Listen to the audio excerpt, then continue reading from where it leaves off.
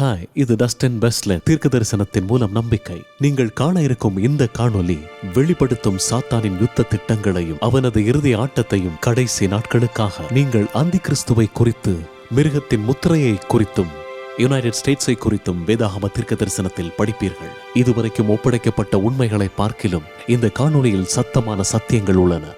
நான் உங்களை ஜெபிக்க கேட்கிறேன். இதை பார்ப்பதற்கு முன் இந்த காணொளியை அக்கம் பக்கத்தில் தயவாக பகிருங்கள். அதனால் இந்த உண்மை உலகம் முழுவதும் சென்றடையும். உங்கள் பயணத்தில் கர்த்தர் உங்களை வழிநடத்தி ஆசீர்வதிப்பாராக.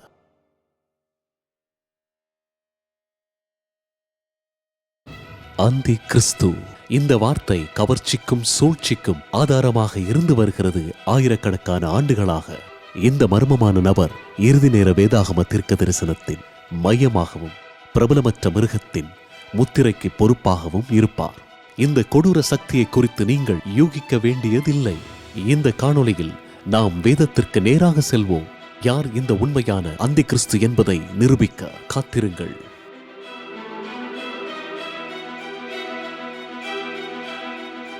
அந்தி கிறிஸ்து உண்மையில் யார் என்பதை பற்றி பல கோட்பாடுகள் குவிந்துள்ளன. இந்த காணொளியில் யூகங்கள் அல்லது வதந்திகளை வழங்க மாட்டோம். நாம் இப்பொழுது வேதத்திற்கு நேராக செல்லுவோம். அந்தி கிறிஸ்துவின் அடையாளத்தை கண்டு கொள்ளுவோம். வெளிப்படுத்தல் புஸ்தகத்தை நாம் பார்க்கிற பொழுது வேதாகமம் சொல்லுகிறது, இயேசு கிறிஸ்துவை பற்றின வெளிப்பாட்டில் சீக்கிரம் சம்பவிக்க வேண்டியவைகளை பற்றி தம்முடைய ஊழியக்காரருக்கு காண்பிக்கும் பொருட்டு தேவன் யோவானுக்கு சொன்னார், இந்த தீர்க்க தரிசன வசனங்களை வாசிக்கிறவனும் கேட்கிறவர்களும் இதில் எழுதியிருக்கிறவைகளை கை கொள்ளுகிறவர்களும் பாக்கியவான்கள், காலம் சமீபமாயிருக்கிறது. வெளிப்படுத்தின புஸ்தகம் இயேசு கிறிஸ்துவிடமிருந்து வந்திருக்கிறது. அதை வாசிக்கிறவர்களுக்கும் கேட்கிறவர்களுக்கும் அதை கைக்கொள்ளுகிறவர்களுக்கும் ஒரு ஆசீர்வாதம் சொல்லப்பட்டிருக்கிறது. நல்லது, அது அந்தி கிறிஸ்துவை பற்றின செய்தி. புனிதமான எச்சரிப்பாக இருந்தாலும் அது ஒரு அன்பின் செய்தியாக வந்திருக்கிறது. இயேசுவிடமிருந்து நாம் சத்தியத்தை அறிய விரும்புகிறார். எனவே நாம் பாதுகாக்கப்பட்டு ரட்சிக்கப்படுவோம். வெளிப்படுத்தல் 14ஆம் அதிகாரத்தில் 3 தூதர்களின் செய்தி அடங்கியுள்ளது. அது இந்த உலகத்திற்கு தேவனுடைய கடைசி எச்சரிப்பு. 3வது தூதன் குறிப்பாக மிருகத்தை குறித்து எச்சரிப்பதை பார்க்கிறோம். அதுதான் அந்தி கிறிஸ்துவின் இன்னொரு பெயர் மற்றும் மிருகத்தின் முத்திரை. அவர்களுக்கு பின்னே 3ஆம் தூதன் வந்து மிகுந்த சத்தமிட்டு மிருகத்தையும் அதன் சொரூபத்தையும் வணங்கி அதன் முத்திரையை தரித்துக் கொள்ளுகிறவன் எவனோ அவன் தேவனுடைய கோபாக்கினை ஆகிய பாத்திரத்தில் கலப்பில்லாமல் வார்க்கப்பட்ட அவருடைய உக்கிரமாகிய மதுவை குடிப்பான் என்று வெளிப்படுத்தல் 14:9-10 வசனங்கள் கூறுகின்றன. உங்களுக்கு தெரிந்திருக்கிறபடி வெளிப்படுத்தல் புஸ்தகம் முழுவதும் அடையாள குறிப்புகளாக இருக்கிறது. அந்த அடையாள குறிப்புகளின் அர்த்தங்களை நாம் அறிந்து கொள்ள வேதாகமமே பதிலளிக்க நாம் இடம் கொடுக்க வேண்டும். ஆகவே வேதாகமத்தின்படி மிருகம் எதை குறிக்கிறது? 4வது மிருகம் இந்த பூமியில் 4வது ராஜ்யமாக இருக்கும். வேதாகமம் வெளிப்படுத்துகிறது ஒரு மிருகம் என்பது ஒரு ராஜ்யம் என்று. உலக அழிவுக்குரிய கடைசி கால தீர்க்க தரிசனத்தில் உங்களுக்குள் துணிவு கொள்ளுங்கள். இந்த மர்மமான மிருகம் அல்லது ராஜ்யம் மிருகத்தின் முத்திரையை இந்த ஸ்திரீ கட்டாயப்படுத்தும் என்று தெளிவாக வெளிப்படுத்தல் 13ஆம் அதிகாரத்தில் விவரிக்கப்பட்டுள்ளது. பின்பு நான் கடற்கரை மணலின் மேல் நின்றேன். அப்பொழுது சமுத்திரத்திலிருந்து ஒரு பெரிய மிருகம் எழும்பி வர கண்டேன். அதற்கு 7 தலைகளும் 10 கொம்புகளும் இருந்தன. அதன் கொம்புகளின் மேல் 10 முடிகளும் அதன் தலைகளின் மேல் தூஷணமான நாமமும் இருந்தன. வெளிப்படுத்தல் 13ஆம் அதிகாரத்தின் மிருகத்தை பற்றி அடையாளம் கண்டு கொள்ள விரிவாக பார்ப்போம். நாம் நேர்மறையாக இந்த அந்தி கிறிஸ்து என்னும் சக்தியை அடையாளம் காண்பதற்கு முன் அந்த மிருகத்தை பற்றின பல குணாதிசயங்களை தேவன் வழங்குகிறார்.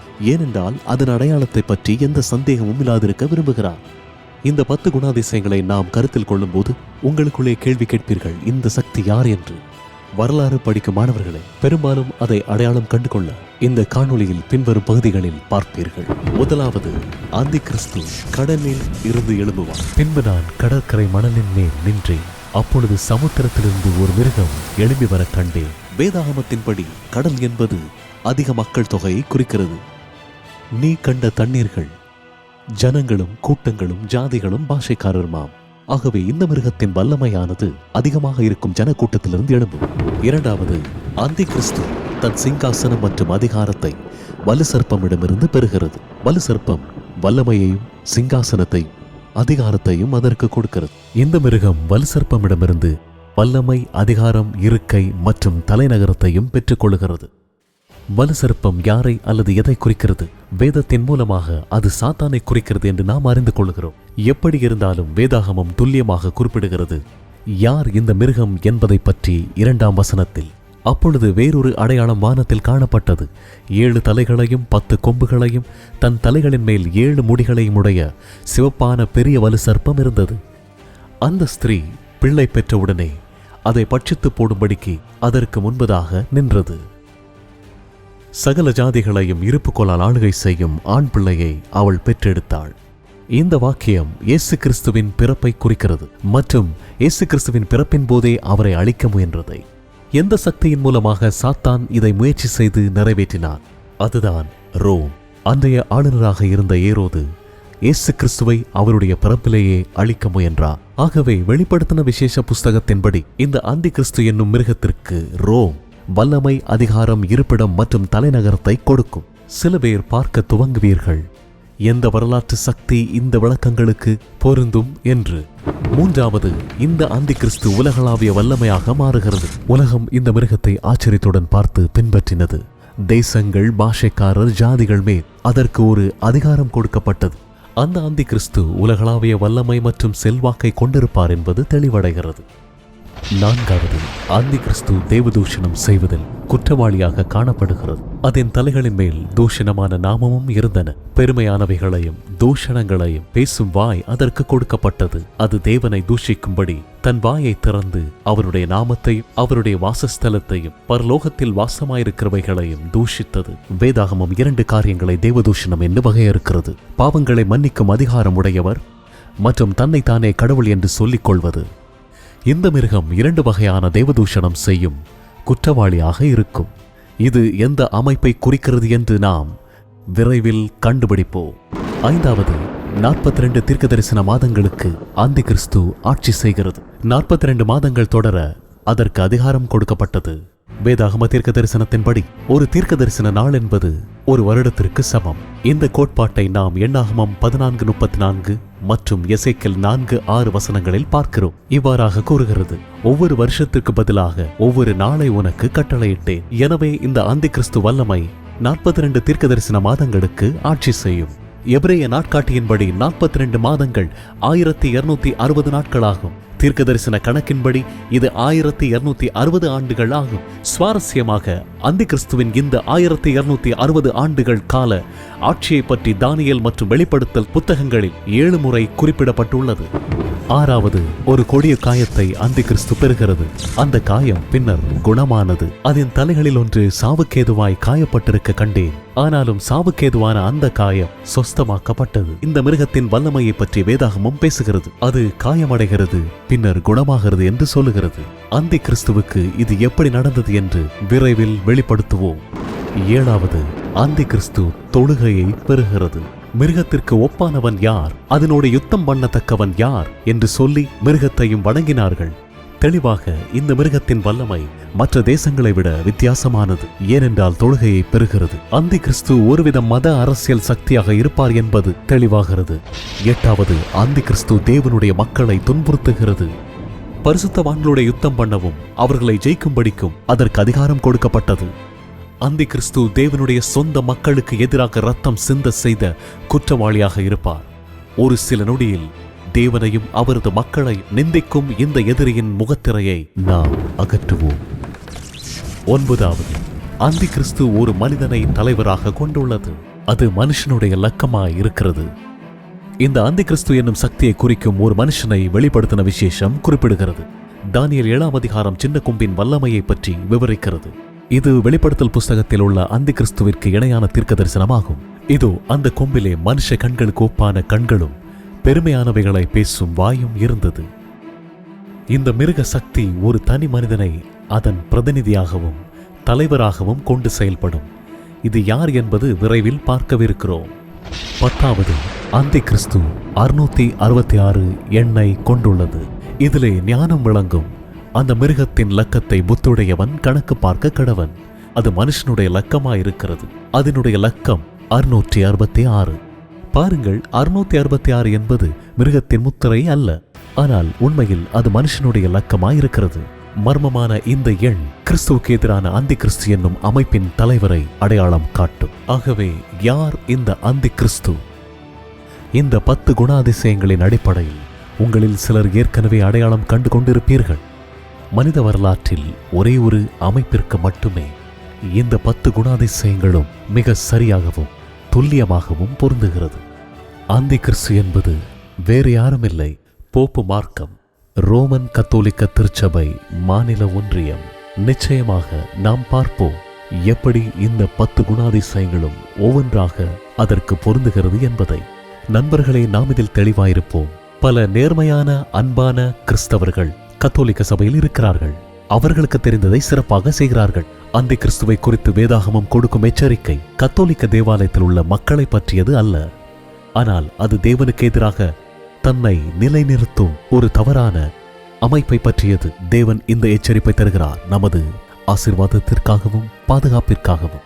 உறுதிப்படுத்திக் கொள்ளுங்கள். பின்வரும் 10 ஆதாரங்களில் ஒவ்வொன்றையும் கவனமாக பார்ப்பதற்கு மற்றும் இந்த போப்பு மார்க்கம் எப்படி சரியாக வேதாகம விளக்கங்களோடு பொருந்துகிறது என்று. மற்றும் வேறு எந்த அதிகாரமும் இதற்கு பொருந்தாது. ஆனால் முதலில் கத்தோலிக்க சபையின் போதனை மற்றும் அதுதான் அந்தி கிறிஸ்து என்பது புதிதான ஒன்றல்ல என்பதை உணர வேண்டும். இன்றைய பெரும்பாலான கிறிஸ்தவ சபைகள் இந்த போதனையை விசுவாசித்து கற்பிப்பதன் மூலம் துவக்கப்பட்டன என்பதை அறிந்து கொள்ளுங்கள். உண்மையில் பெரும்பாலான சீர்திருத்தவாத தலைவர்கள் இந்த சத்தியத்தை போதித்தார்கள். சீர்திருத்தவாதிகளில் மிகவும் பிரபலமானவரும் லூத்தரன் சபையின் நிறுவனருமான மார்ட்டின் லூத்தரின் வார்த்தைகளை கவனியுங்கள். போப்பு மார்க்கம் தான் உண்மையான அந்தி கிறிஸ்துவின் இருப்பிடம் என்பதில் நாங்கள் உறுதியாக இருக்கின்ற காரணத்தால் நாங்கள் இங்கே இருக்கிறோம். ஜான் கால்வின் மற்றொரு முக்கிய சீர்திருத்தவாதி மற்றும் இறையியலாளர் இந்த பிரச்சனையில் லூதருடன் உடன்பட்டார்.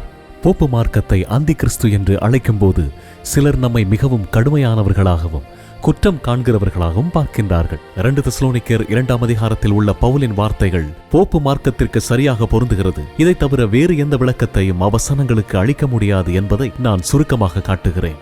புகழ்பெற்ற பாப்டிஸ்ட் போதகர் சார்ல்ஸ் ஸ்பர்ஜன் நவீன கிறிஸ்தவ காலத்தில் மிகவும் புகழ்பெற்ற போதகர் மற்றும் இறையியலாளர் இப்படியாக அறிவித்தார்: அந்தி கிறிஸ்துவுக்கு எதிராக ஜெபிப்பது ஒவ்வொரு கிறிஸ்தவரின் கடமை. மேலும் அந்தி கிறிஸ்து யார் என்னும் கேள்வியை ஒவ்வொரு விவேகமுள்ள மனிதனும் எழுப்ப வேண்டும். இது ரோம் சபைகளிலும் இங்கிலாந்து சபைகளிலும் உள்ள போப் மார்க்கம் இல்லை என்றால் அந்த பெயரில் அழைக்கக்கூடிய எதுவும் இல்லை. எதிர்ப்பாளர் என்ற வார்த்தையின் மூலத்தில் எதிர்ப்பு என்ற வார்த்தை உள்ளது. சீர்திருத்தமானது கத்தோலிக்க திருச்சபையின் துஷ்பிரயோகங்கள் மற்றும் தவறான போதனைகளுக்கு எதிரான போராட்டமாகும். இன்று பெரும்பாலான புரோட்டஸ்டாண்ட் தேவாலயங்கள் தாங்கள் எதை எதிர்பார்த்து போராடுகிறோம் என்பதை மறந்துவிட்டன என்பது வருத்தமளிக்கிறது. அந்தி கிறிஸ்துவை பற்றிய இந்த வேதாகம உண்மையை கற்பிப்பது வருங்காலத்தில் அரசியல் ரீதியாக தவறானதாக பார்க்கப்படும். ஆனால் ஹோப் த்ரூ ப்ராஃபஸி மூலம் நாங்கள் உண்மையை பகிர்ந்து கொள்வதில் உறுதியாக உள்ளோம். அது எவ்வளவு சங்கடமாக இருந்தாலும் சரி, நீங்கள் ஏமாறுவதை நாங்கள் தடுக்க விரும்புகிறோம் மற்றும் இயேசு கிறிஸ்துவின் அதிசீக்கிர வருகைக்காக ஆயத்தப்படுவோம். நாங்கள் அந்த அந்தி கிறிஸ்துவின் 10 ஆதாரங்களை இப்பொழுது வெளிப்படுத்துவோம். ஆதாரம் 1. போப்பு மார்க்கம் அதிகமான மக்கள் தொகை கொண்ட பகுதியில் இருந்து எழுந்தது. அந்தி கிறிஸ்து வல்லமை கடலில் இருந்து எழும்புகிறது என்று வேதாகம தீர்க்க தரிசனம் சொல்லுகிறது. நாம் படித்தபடி இது மக்களையும் தேசங்களையும் மொழிகளையும் குறிக்கிறது. போப்பு மார்க்கம் இந்த விஷயத்தை முழுமையாக நிறைவேற்றியது. அப்போதைய உலக நாகரிகத்தின் மையமான மேற்கு ஐரோப்பாவிலிருந்து போப்பு மார்க்கம் எழுந்தது.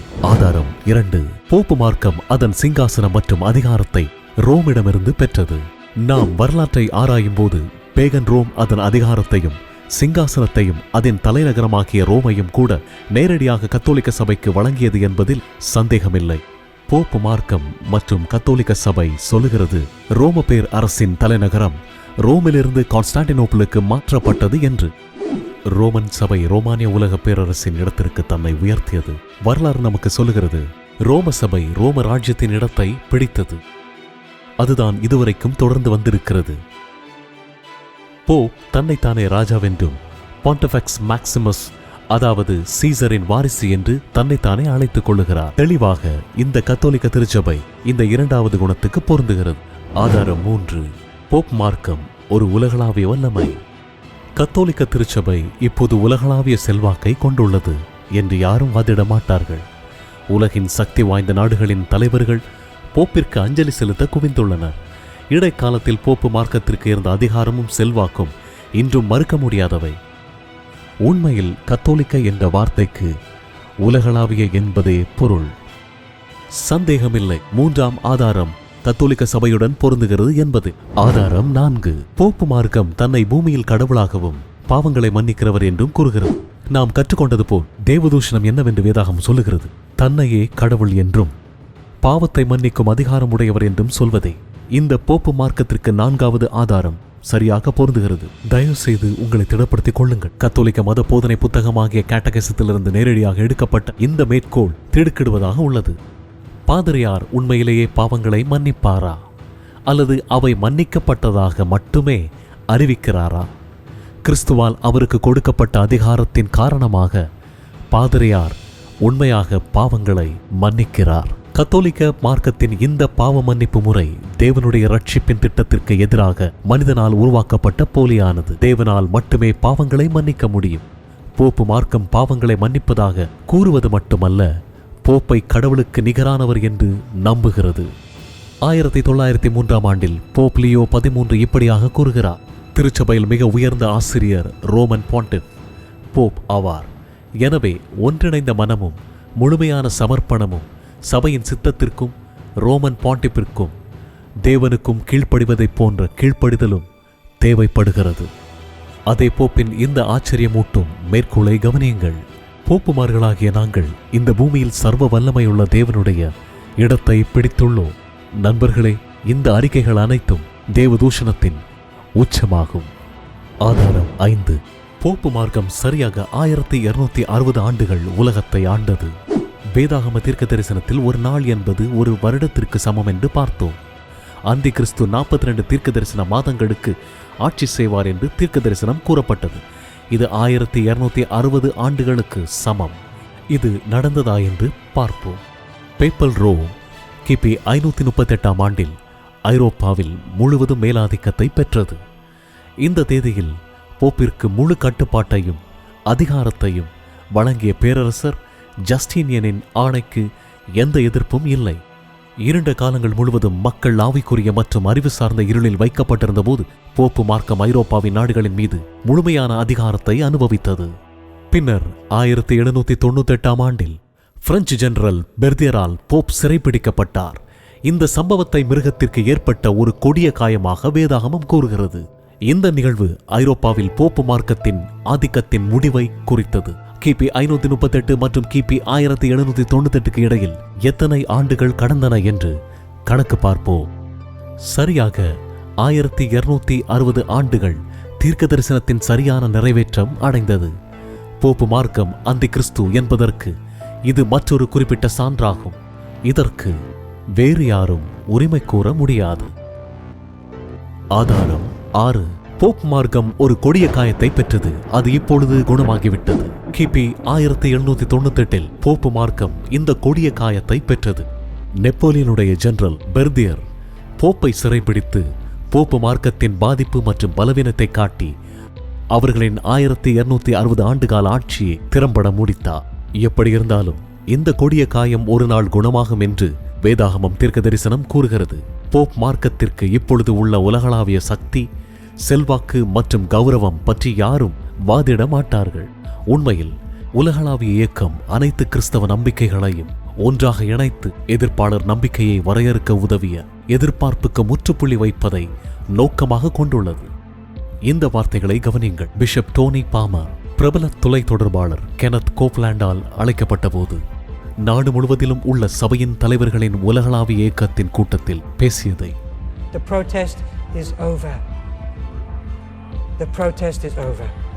போப்பு மார்க்கத்திற்கு எதிரான போராட்டம் முடிந்துவிட்டது என்று பால்மர் கூறுவதோடு பின்வருவனவற்றை தைரியமாக கூறுகிறார். If there is no more protest, how can there be a Protestant church? நண்பர்களே, புரொட்டஸ்டாண்ட் நம்பிக்கையை குறைமதிப்பிற்கு உட்படுத்துவதர்க்கும் ரோமுடன் மீண்டும் நாம் இணைவதற்கும் ஒரு இயக்கம் நடந்து வருகிறது. இதே நிகழ்வில் போப் அவர்களை காணொலி மூலம்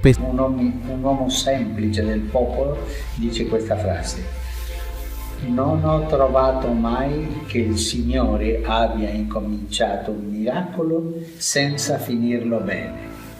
Lui finirà bene questo miracolo dell'unità. நீங்கள் பார்க்கிறபடி கென்னத் கோப்லாண்ட் மற்றும் அரை நிறந்த புரொட்டஸ்டாண்ட் தலைவர்களின் ஒற்றுமைக்காக Pope முறையிடுகிறார். And since we know not how to pray for him as we ought, other than to agree with him in his quest and in his heart for the unity of the body of Christ. We come together in the unity of our faith. Hallelujah. Vatican இந்த ஒரு உலக மதத்தை வலியுறுத்தும் மையத்தில் உள்ளது. எதிர்ப்பாளர்கள் அதை தழுவ தொடங்கியுள்ளனர். ஆனால் நண்பர்களே, அதில் விழ வேண்டாம். இந்த ஒற்றுமை பிரபலமான ஏமாற்றத்திற்கும் இறுதியில் மிருகத்தின் முத்திரைக்கும் வழிவகுக்கும் என்று வேதாகமம் வெளிப்படுத்துகிறது என்று பார்க்கிறோம். ஒற்றுமை ஒரு நல்ல விஷயம், ஆனால் உண்மையின் இழப்பில் இல்லை என்று பார்க்கிறோம். ரோம் உடனான இந்த ஒற்றுமை அமெரிக்காவின் ஸ்தாபித்த தந்தைகளால் கேள்விப்பட்டிருக்க முடியாது. ராஜா இல்லாத தேசம், போப் இல்லாத தேவாலயம் என்ற மத சுதந்திரத்தின் அடிப்படையில் நமது அமெரிக்க தேசம் கட்டப்பட்டது. ஆனால் கொடிய காயம் குணமாகும் என்று வேதாகமம் வெளிப்படுத்துகிறது. இப்படியாக ஒரு தீர்க்க தரிசனம் நம் கண்களுக்கு முன்பதாக நிறைவேறுகிறது. ஆதாரம் 7. போப்பு மார்க்கம் தொழுகையை பெறுகிறது. வேதாகம தீர்க்க தரிசனத்தில் ஒரு மிருகம் ஒரு தேசத்தை குறிக்கிறது. இருப்பினும் வெளிப்படுத்தல் 13 உள்ள இந்த மிருகமாகிய அந்தி கிறிஸ்து மற்றவர்களிடமிருந்து தனித்துவமானது. அது ஒரு தேசமாகவும் தொழுகையை பெறும் ஒரு மத வல்லமையாகவும் இருக்கும். போப்பு மார்க்கம் இந்த ஆதாரத்துடன் பொருந்துகிறது என்பதில் சந்தேகமே இல்லை. போப்பு மார்க்கம் ஒரு மத அதிகாரம் என்பதை நாம் அனைவரும் அறிவோம். ஆனால் போப்பு மார்க்கத்தின் தலைமையகமான வாட்டிகன் நகரம் உண்மையில் ஒரு தேசம் என்பது உங்களுக்கு தெரியுமா? உண்மையில் இத்தாலியின் ரோம் நகரின் உள்ள வெறும் 2 சதுர மைல் பரப்பளவில் உள்ள வாட்டிகன் உலகின் மிக சிறிய நாடாகும். இது நியூயார்க் நகரத்தில் உள்ள மத்திய பூங்காவில் 20% மட்டுமே. அது சிறிய அளவில் இருந்த போதிலும் வாட்டிகன் உலகின் மிகப்பெரிய சக்தி வாய்ந்த நாடுகளில் ஒன்றாகும். மேலும் 100 கோடிக்கு அதிகமான பின்தொடர்பவர்களுடன் உலகம் முழுவதிலுமிருந்து தொழுகையை பெறுகிறது. ஆதாரம் 8. போப்பு மார்க்கம் தேவனுடைய மக்களை துன்புறுத்தியது. அந்தி கிறிஸ்து என்னும் இந்த வல்லமை தேவனுடைய மக்களாகிய பரிசுத்தவான்களின் இரத்தத்தை சிந்தும் என்று வேதாகம தீர்க்க தரிசனம் கூறுகிறது. போப்பு மார்க்கம் இந்த ஆதாரத்துடன் பொருந்துகிறதை வரலாற்றில் எந்த அமைப்பையும் விட சரியாக பொருந்துகிறது என்பதை நாம் மறுக்கவே முடியாது. ரோம சபை இதுவரைக்கும் மனித இனத்தில் அநேக குற்றமில்லாத இரத்தத்தை மற்ற எந்த ஸ்தாபனத்தை பார்க்கிலும் சிந்தியிருக்கிறது. சரித்திரத்தை பற்றி உண்மையாக அறியாத புரோட்டஸ்டாண்ட் இதை பற்றி கேள்வி கேட்க மாட்டார்கள். சரித்திரத்தின் 2 காலங்களில் மதம் சார்ந்த காரியங்களின் மித்தம் 5 கோடிக்கும் அதிகமான உயிர்கள் அளிக்கப்பட்டதாக வரலாற்று ஆசிரியர்கள் குறிப்பிடுகின்றனர். 2வது போப் ஜான் பால் மாபெரும் கொலைகளை ஒப்புக்கொண்டு அதற்காக மன்னிப்பு கேட்டார். ஆனால் இந்த மன்னிப்பின் மித்தம் அவர்கள் செய்த கொடூரமான அட்டூழியங்களை திரும்ப பெற முடியாது. மெத்தடிஸ்ட் சபையின் நிறுவனர் ஜான் வெஸ்லி போப் மார்க்கத்தை பற்றி தைரியமாக கூறினார்.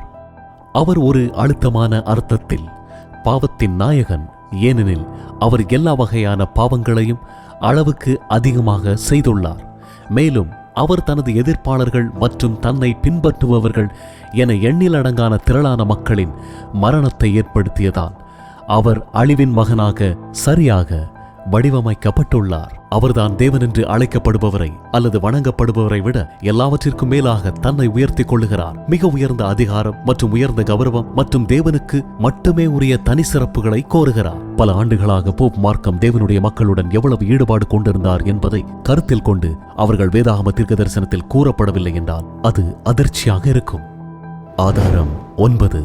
போப் மார்க்கம் ஒரு மனிதனை தலைவராக கொண்டுள்ளது. ரோமன் கத்தோலிக்க மார்க்கம் 9ஆம் ஆதாரத்திற்கும் சரியாக பொருந்துகிறது. போப் இந்த உலகளாவிய அதிகாரத்தின் காணக்கூடிய தலைவர் என்று பரவலாக அறியப்படுகிறார். அமெரிக்காவின் 1வது பாப்டிஸ்ட் தேவாலயத்தின் நிறுவனர் ரோஜர் வில்லியம்ஸ் போப்பை பற்றி இவ்வாறு கூறுகிறார். பூமியில் கிறிஸ்தவனாக பாசாங்கு செய்பவர் தேவனுடைய சபையின் மீது தேவனாக அமர்ந்திருக்கிறார். தன்னை பின்பற்றுபவர்களின் ஆத்மா மற்றும் மனசாட்சியின் மீது, கிறிஸ்துவின் ஆவியின் மீதும் பரிசுத்த ஆவியானவர் மீதும் தேவன் மீதும் தேவன் என்று அழைக்கப்படுவதற்கெல்லாம் மேலாகவும் தன்னை உயர்த்தி கொள்ளுகிறார். பரலோகத்தின் தேவனுக்கு எதிராக பேசுகிறார். காலங்களையும் சட்டங்களையும் மாற்ற நினைக்கிறார். ஆனால் அவர் அழிவின் மகன். ஆதாரம் 10. போப் மார்க்கத்திடம் 666 என்னும் எண் உள்ளது. 666 என்ற எண் பலருக்கும் பெரும் அச்சத்தையும் சூழ்ச்சியையும் ஏற்படுத்துகிறது. ஆனால் இந்த எண்ணின் அர்த்தத்தில் எந்த சந்தேகமும் இருக்க வேண்டியதில்லை. பலர் அதை மிருகத்தின் குறி என்றும் தவறாக நம்புகிறார்கள். ஆனால் வேதாகமம் என்ன சொல்லுகிறது? இதிலே ஞானம் விளங்கும். அந்த மிருகத்தின் லக்கத்தை புத்தியுடையவன் கணக்கு பார்க்க கடவன். அது மனுஷனுடைய லக்கமாயிருக்கிறது. அதனுடைய லக்கம் 666. எனவே 666 என்பது அந்த மிருகத்தின் எண் மற்றும் அந்த அமைப்பில் உள்ள குறிப்பிட்ட மனிதனின் எண். இந்த மனிதன் யாராக இருக்க முடியும்? மிருக வல்லமையின் அங்கீகரிக்கப்பட்ட தலைவரான போப்பாக இருக்க முடியுமா? போப்பிற்கு அடிக்கடி வழங்கப்படும் பெயர்களில் ஒன்று விகாரியஸ் ஃபிலிடி. இது லத்தீன் மொழியில் தேவனுடைய மகனின் பிரதிநிதி அல்லது தேவனுடைய மகனுக்கு மாற்று என்று அர்த்தம் கொள்ளும் வாக்கியமாகும். இது போப்பு மார்க்கம் கோரும் ஒரு நிலை என்பதை முன்பே பார்த்தோம். இந்த பெயருக்கு ரோமன் எண் மதிப்புகளை சேர்க்கும்போது என்ன நடக்கும் என்பதை கவனியுங்கள். இந்த எண்கள் வேதாகம தீர்க்க தரிசனம் கூறியது போல் 666. அது மனுஷனுடைய லக்கமா இருக்கிறது. நண்பர்களே, இந்த மிருகத்தின் அடையாளத்தை பற்றி நமக்கு எந்த சந்தேகமும் இருக்கக்கூடாது என்று தேவன் விரும்புகிறார்.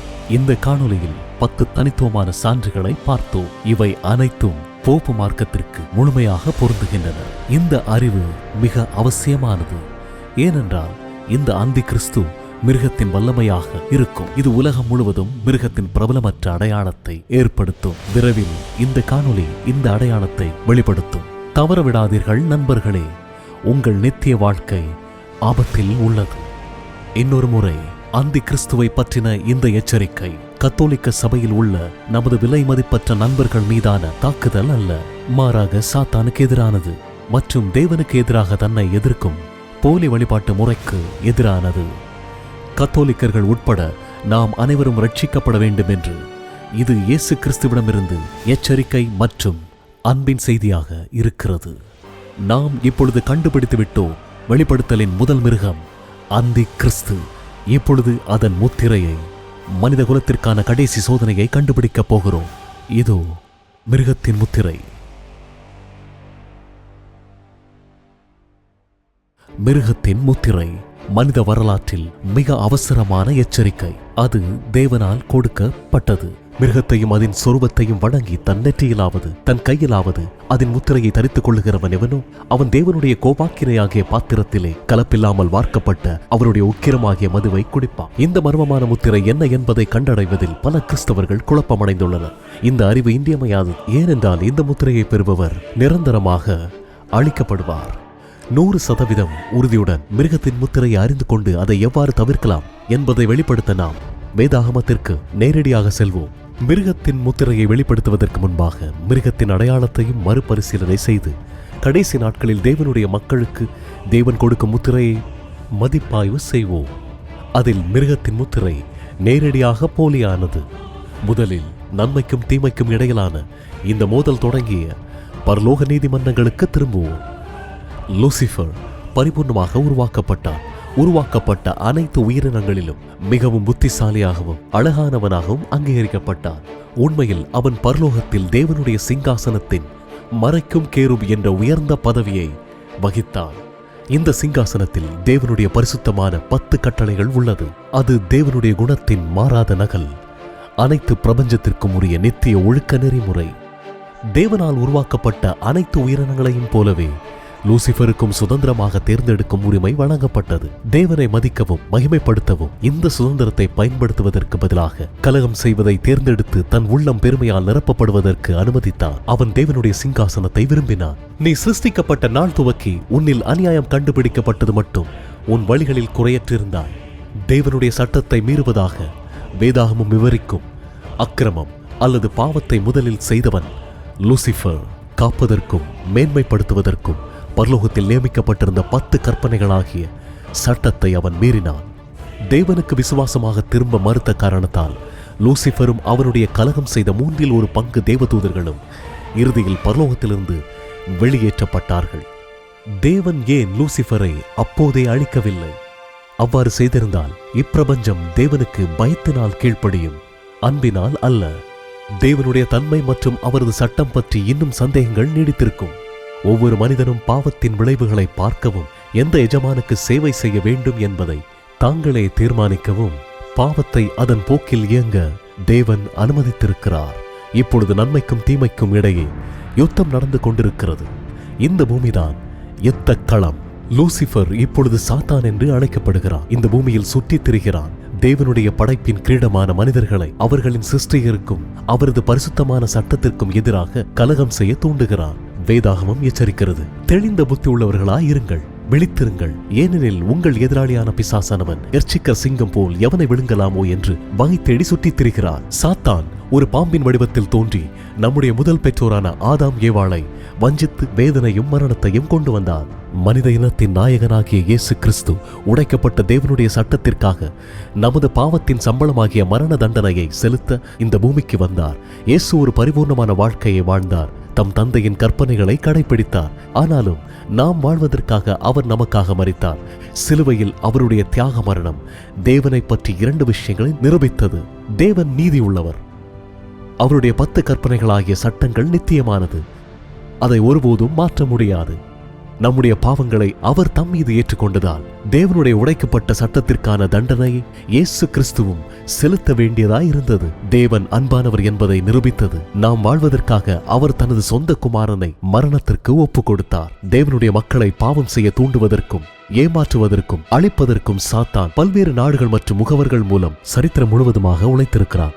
ஆத்துமா மரணத்திற்கு பின்னும் வாழுகிறது என்னும் பண்டைய எகிப்தின் ஆவி மார்க்கத்தை பற்றின போதனைகள் மூலமாகவும் பாபிலோன் தேசத்தின் அந்நிய பழக்க வழக்கங்கள் மற்றும் சூன்யம் மூலமாகவும் தேவனுடைய மக்களுக்கு எதிராக உழைத்த சாத்தான் மிருகத்தனமான ரோமானிய பேரரசின் மூலம் இயேசுவை குழந்தையாக இருந்தபோது அழிக்க முயன்றார். இந்த காணொளியின் முதல் பகுதியில் நாம் பார்த்தது போல் தேவனுடைய மக்களை துன்புறுத்துவதற்கும் ஏமாற்றுவதற்கும் சாத்தான் ரோமன் கத்தோலிக்க சபைக்குள் ஊடுருவியிருக்கிறான். வரலாற்றின் ஒவ்வொரு காலகட்டத்திலும் மிக கொடூரமான தாக்குதல்களுக்கு மத்தியிலும் தேவன் தனக்காக ஒரு மக்களை கொண்டிருக்கிறார். கிறிஸ்துவுக்கும் சாத்தானுக்கும் இடையேயான இந்த மாபெரும் சர்ச்சை பல நூற்றாண்டுகளாக நீடித்து இந்த நாள் வரைக்கும் தொடர்கிறது. நாம் உணர்வுள்ளவர்களாய் இருக்கிறோமோ அல்லது உணர்வற்றவர்களாய் இருக்கிறோமோ, நாம் ஒவ்வொருவரும் நம் ஆத்மாவுக்காக ஒரு போரில் ஈடுபட்டுள்ளோம். நாம் ஒரு முடிவை எடுக்க வேண்டும், ஒன்றை தேர்ந்தெடுக்க வேண்டும். நாம் எந்த ஜமானுக்கு சேவை செய்ய வேண்டும், கிறிஸ்துவுக்கா அல்லது சாத்தானுக்கா? வரலாறு முழுவதும் தேவனிடம் உள்ள விசுவாசம் கீழ்ப்படிதல் என்று ஒரு காரியத்தின் மூலம் நிரூபிக்கப்பட்டுள்ளது. அவருடைய கற்பனைகளை நாம் கைக்கொள்கிறவர்களானால் அவரை அறிந்திருக்கிறோம் என்பதை அதனால் அறிவோம். அவரை அறிந்திருக்கிறேன் என்று சொல்லியும் அவருடைய கற்பனைகளை கைக்கொள்ளாதவன் பொய்யனாயிருக்கிறான். அவனுக்குள் சத்தியமில்லை. அவருடைய வசனத்தை கைக்கொள்ளுகிறவர்களிடத்தில் தேவ அன்பு மெய்யாகவே பூரணப்பட்டிருக்கும். நாம் அவருக்குள் இருக்கிறோம் என்பதை அதனாலே அறிந்திருக்கிறோம். நமது செயல்களும் நமது முடிவுகளும் நாம் யாருடையவர்கள் என்பதை தேவனுக்கும் பிரபஞ்சத்திற்கும் வெளிப்படுத்துகிறதை பார்க்கிறோம். மிருகத்தின் முத்திரை என்பது மனித இனத்திற்கான இறுதி சோதனை. அது தொழுகை சம்பந்தப்பட்ட பிரச்சனை, கீழ்ப்படிதல் சம்பந்தப்பட்ட பிரச்சனை. நாம் யாருக்கு சேவை செய்ய போகிறோம்? இந்த பிரபலமற்ற முத்திரையை வெளிப்படுத்துவதற்கு முன் அந்தி கிறிஸ்து என்றும் அழைக்கப்படும் மிருகத்தை நாம் அடையாளம் காண வேண்டும். மிருகத்தின் சம்பந்தப்பட்ட வேதாகமத்தின் ஒவ்வொரு விளக்கத்திற்கும் முற்றிலும் பொருந்தக்கூடிய மனித வரலாற்றின் ஒரே ஒரு வல்லமை மட்டுமே உள்ளது. அது ரோமன் கத்தோலிக்க சபை, போப் மார்க்கம். இது கத்தோலிக்க சபையில் உள்ள மக்கள் மீதான தாக்குதல் அல்ல, மாறாக தவறான வழிபாட்டு முறைக்கு எதிரான எச்சரிக்கையாகும். இது ஒரு புதிய போதனையும் அல்ல. புரோட்டஸ்டான் உலகத்தால் தெளிவான உண்மை என்று பரவலாக ஏற்றுக்கொள்ளப்பட்டது. ஏராளமான கிறிஸ்தவ சீர்திருத்தவாதிகள் Luther, Calvin, Wesley, Williams, Spurgeon மற்றும் ஏராளமானவர்கள் இந்த கருத்தை ஏற்றுக்கொண்டுள்ளனர். எப்படி இருந்தாலும் மிருகத்தின் முத்திரையை வெளிப்படுத்த நாம் தயாராகும் போது விவாதிக்க வேண்டிய அந்தி கிறிஸ்துவின் மற்றொரு பண்பு உள்ளது. தானியேல் 7:25 அந்தி கிறிஸ்துவை பற்றின விளக்கத்தில் காலங்களையும் பிரமாணங்களையும் மாற்ற நினைப்பான் என்று வாசிக்கிறோம். வெளிப்படுத்தல் 13 மிருகமான போப் மார்க்கம் தேவனுடைய காலங்களையும் பிரமாணங்களையும் மாற்ற முயற்சிக்கும் என்பது உண்மையா? ஆம், அது உண்மை. கத்தோலிக்க திருச்சபையின் அதிகாரப்பூர்வமான புத்தகமான கேட்டகிசத்தில் 10 கற்பனைகளை மாற்றியுள்ளது. சிலை வழிபாட்டை தடை செய்யும் 2வது கற்பனையை நீக்கிவிட்டு 10வது கற்பனையை 2ஆக பிரித்து 10 என்ற கணக்கை காண்பிக்கிறது இந்த ரோமன் கத்தோலிக்க சபை. தானியேல் 7:25 எதற்காக காலத்தை பற்றி குறிப்பிடப்பட்டுள்ளது? போப்பு மார்க்கம் தேவனுடைய காலத்தை எந்த வகையிலும் மாற்ற முயன்றதா? ஆம், அவர்கள் செய்தார்கள். மீண்டும் ஒரு முறை கத்தோலிக்க திருச்சபையின் அதிகாரப்பூர்வமான போதனைகளில் ஓய்வு நாளை பற்றி விவாதிக்கும் 4வது கட்டளையை, காலத்தை கையாளும் ஒரே கட்டளையை 94 வார்த்தைகளில் இருந்து வெறும் 8 வார்த்தைகளாக சுருக்கியுள்ளனர். இன்னும் அதிகமாக வெளிப்படையாகவும் தேவதூஷணமாகவும் தேவனையும் தேவனுடைய சட்டத்தையும் மீறியுள்ளனர். மேலும் வேதாகமத்தின் கட்டளைகளின்படி ஓய்வு நாளை வாரத்தின் 7வது நாளான சனிக்கிழமையிலிருந்து வாரத்தின் 1ஆம் நாளான ஞாயிற்றுக்கிழமைக்கு மாற்றி வைத்திருக்கிறது. நண்பர்களை, தயவு செய்து என் வார்த்தைகளை ஏற்றுக்கொள்ள வேண்டாம். கன்வெர்ட்ஸ் கேட்டகிசம் என்னும் போப் மார்க்கத்தின் அதிகாரப்பூர்வமான புத்தகம் என்ன கூறுகிறது? கேள்வி: ஓய்வு நாள் எது? பதில்: சனிக்கிழமையே ஓய்வு நாள். கேள்வி: சனிக்கிழமைக்கு பதிலாக ஞாயிற்றுக்கிழமையை ஏன் கடைபிடிக்கிறோம்? பதில்: ஏனென்றால் 336ஆம் ஆண்டில் நடைபெற்ற லவோதிகா கூட்டத்தில் கத்தோலிக்க திருச்சபை ஓய்வு நாளின் புனிதத்தை சனிக்கிழமையிலிருந்து ஞாயிற்றுக்கிழமைக்கு மாற்றியது. கத்தோலிக்க திருச்சபை தைரியமாக கூறிக்கொள்ளுகிறது, தேவனுடைய பரிசுத்த பிரமாணங்களை மாற்றுவதற்கு அதிகாரம் உண்டு என்று. அவளுக்கு அத்தகைய அதிகாரம் இல்லை என்றால் எல்லா நவீன மதத்தினரும் அவளுடன் ஒத்துப்போகும் காரியத்தை அவளால் செய்திருக்க முடியாது. வாரத்தின் முதல் நாளான ஞாயிற்றுக்கிழமை அனுசரிக்கப்படுவதை அவளால் மாற்றியிருக்க முடியாது. 7ஆம் நாளாகிய சனிக்கிழமையிலிருந்து ஓய்வு நாளை மாற்றுவதற்கான எந்த வேதாகம அதிகாரமும் இல்லை. தேவனுடைய சட்டத்தை மாற்றுவதற்கு மனிதருக்கோ அல்லது ஏதேனும் அமைப்புக்கோ உண்மையிலேயே அதிகாரம் உள்ளதா? முற்றிலும் இல்லை. வேதாகமம் சொல்லுகிறது, நான் உங்களுக்கு கற்பிக்கும் உங்கள் தேவனாகிய கர்த்தரின் கட்டளைகளை நீங்கள் கைக்கொள்ளும்படி நான் உங்களுக்கு கற்பிக்கிற வசனத்தோடு நீங்கள் ஒன்றும் கூட்டவும் வேண்டாம், அதில் ஒன்றும் குறைக்கவும் வேண்டாம். தேவனுடைய கட்டளைகளுக்கு இனி நாம் கீழ்ப்படிய அவசியமில்லை என்றும் ஒரு தவறான போதனை கிறிஸ்தவ சபைகளில் ஊடுருவி உள்ளது என்று நாம் பார்க்கிறோம். நண்பர்களே, இது வேதாகமத்தால் ஆதரிக்கப்படாத ஒரு கொடிய ஏமாற்று வேலை. தேவன் நமக்கு இதை பற்றி என்ன கூறுகிறார்? கர்த்தர் சொல்லுகிறார், ஜீவ விருட்சத்தின் மேல் அதிகாரம் உள்ளவர்கள் ஆவதற்கும் வாசல்கள் வழியாய் நகரத்துக்குள் பிரவேசிப்பதற்கும் அவருடைய கற்பனைகளின்படி செய்கிறவர்கள் பாக்கியவான்கள். தேவனுடைய சட்டங்களுக்கு கீழ்ப்படுவதை நாம் அவருக்கு சொந்தமானவர்கள் என்பதற்கான அடையாளம் என்பதை நாம் ஏற்கனவே பார்த்திருக்கிறோம். ஆகவே கீழ்ப்படியாமையின் மூலம் தேவனிடமிருந்து அவருடைய மக்களை பிரித்து ஏமாற்றுவதற்காக அந்தி கிறிஸ்துவாகிய மிருகம் தேவனுடைய சட்டத்தை மாற்ற முயற்சிக்கிறது என்று புரிந்து கொள்ள முடிகிறது. உண்மையில் தேவனுடைய முத்திரை தேவனுடைய சட்டத்திற்கான விசுவாசம் மற்றும் கீழ்ப்படிதலுடன் தொடர்புடையது. சாட்சியாகமத்தை கட்டி என் சீஷருக்குள்ளே வேதத்தை முத்திரையிடு என்றார். நாம் மிருகத்தின் அடையாளத்தை வெளிப்படுத்தும் முன் நாம் இப்பொழுது தேவனுடைய முத்திரையின் அடையாளத்தை காண்போம். இது மிருகத்தின் முத்திரைக்கு நேரடியான போலியாகும். கள்ள நோட்டை கண்டுபிடிப்பதற்கான சிறந்த வழி எது என்று எந்த வங்கியாளரையும் கேட்டால் நல்ல நோட்டை கண்டுபிடிப்பதற்கு கற்றுக் கொடுப்பார்கள். பண்டைய காலங்களில் ஒரு ஆட்சியாளர் ஒரு ஆணையை அனுப்பிய போது அவரது அதிகாரப்பூர்வமான முத்திரையில் 3 காரியங்கள் இருந்தன: பெயர், பதவி மற்றும் அதிகாரத்திற்கு உட்பட்ட பகுதி. இந்த 3 காரியங்களும் அதில் இருக்கும். ஆகவே தேவனுடைய முத்திரை எதை பற்றியது? தேவனுடைய கட்டளைகளை கீழ்ப்படிவதோடு தொடர்புடையது என்பதை நாம் கற்றுக்கொண்டோம். எந்த கட்டளையிலாவது தேவனுடைய அதிகாரப்பூர்வமான முத்திரையின் 3 கூறுகளும் உள்ளதா? ஆம், ஒன்று இருக்கிறது. 4வது கட்டளை கவனியுங்கள். ஓய்வு நாளை பரிசுத்தமாக ஆசரிக்க நினைப்பாயாக. 6 நாளும் நீ வேலை செய்து உன் கிரியைகளை எல்லாம் நடப்பிப்பாயாக.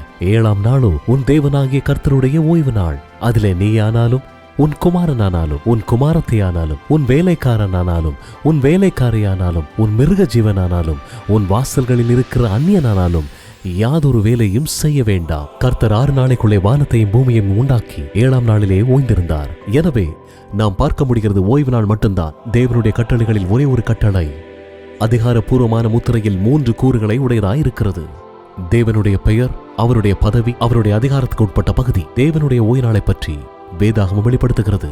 நான் தங்களை பரிசுத்தம் பண்ணுகிற கர்த்தர் என்று அவர்கள் அறியும்படிக்கு எனக்கும் அவர்களுக்கும் அடையாளமாய் இருப்பதற்கான என் ஓய்வு நாட்களை அவர்களுக்கு கட்டளையிட்டேன்.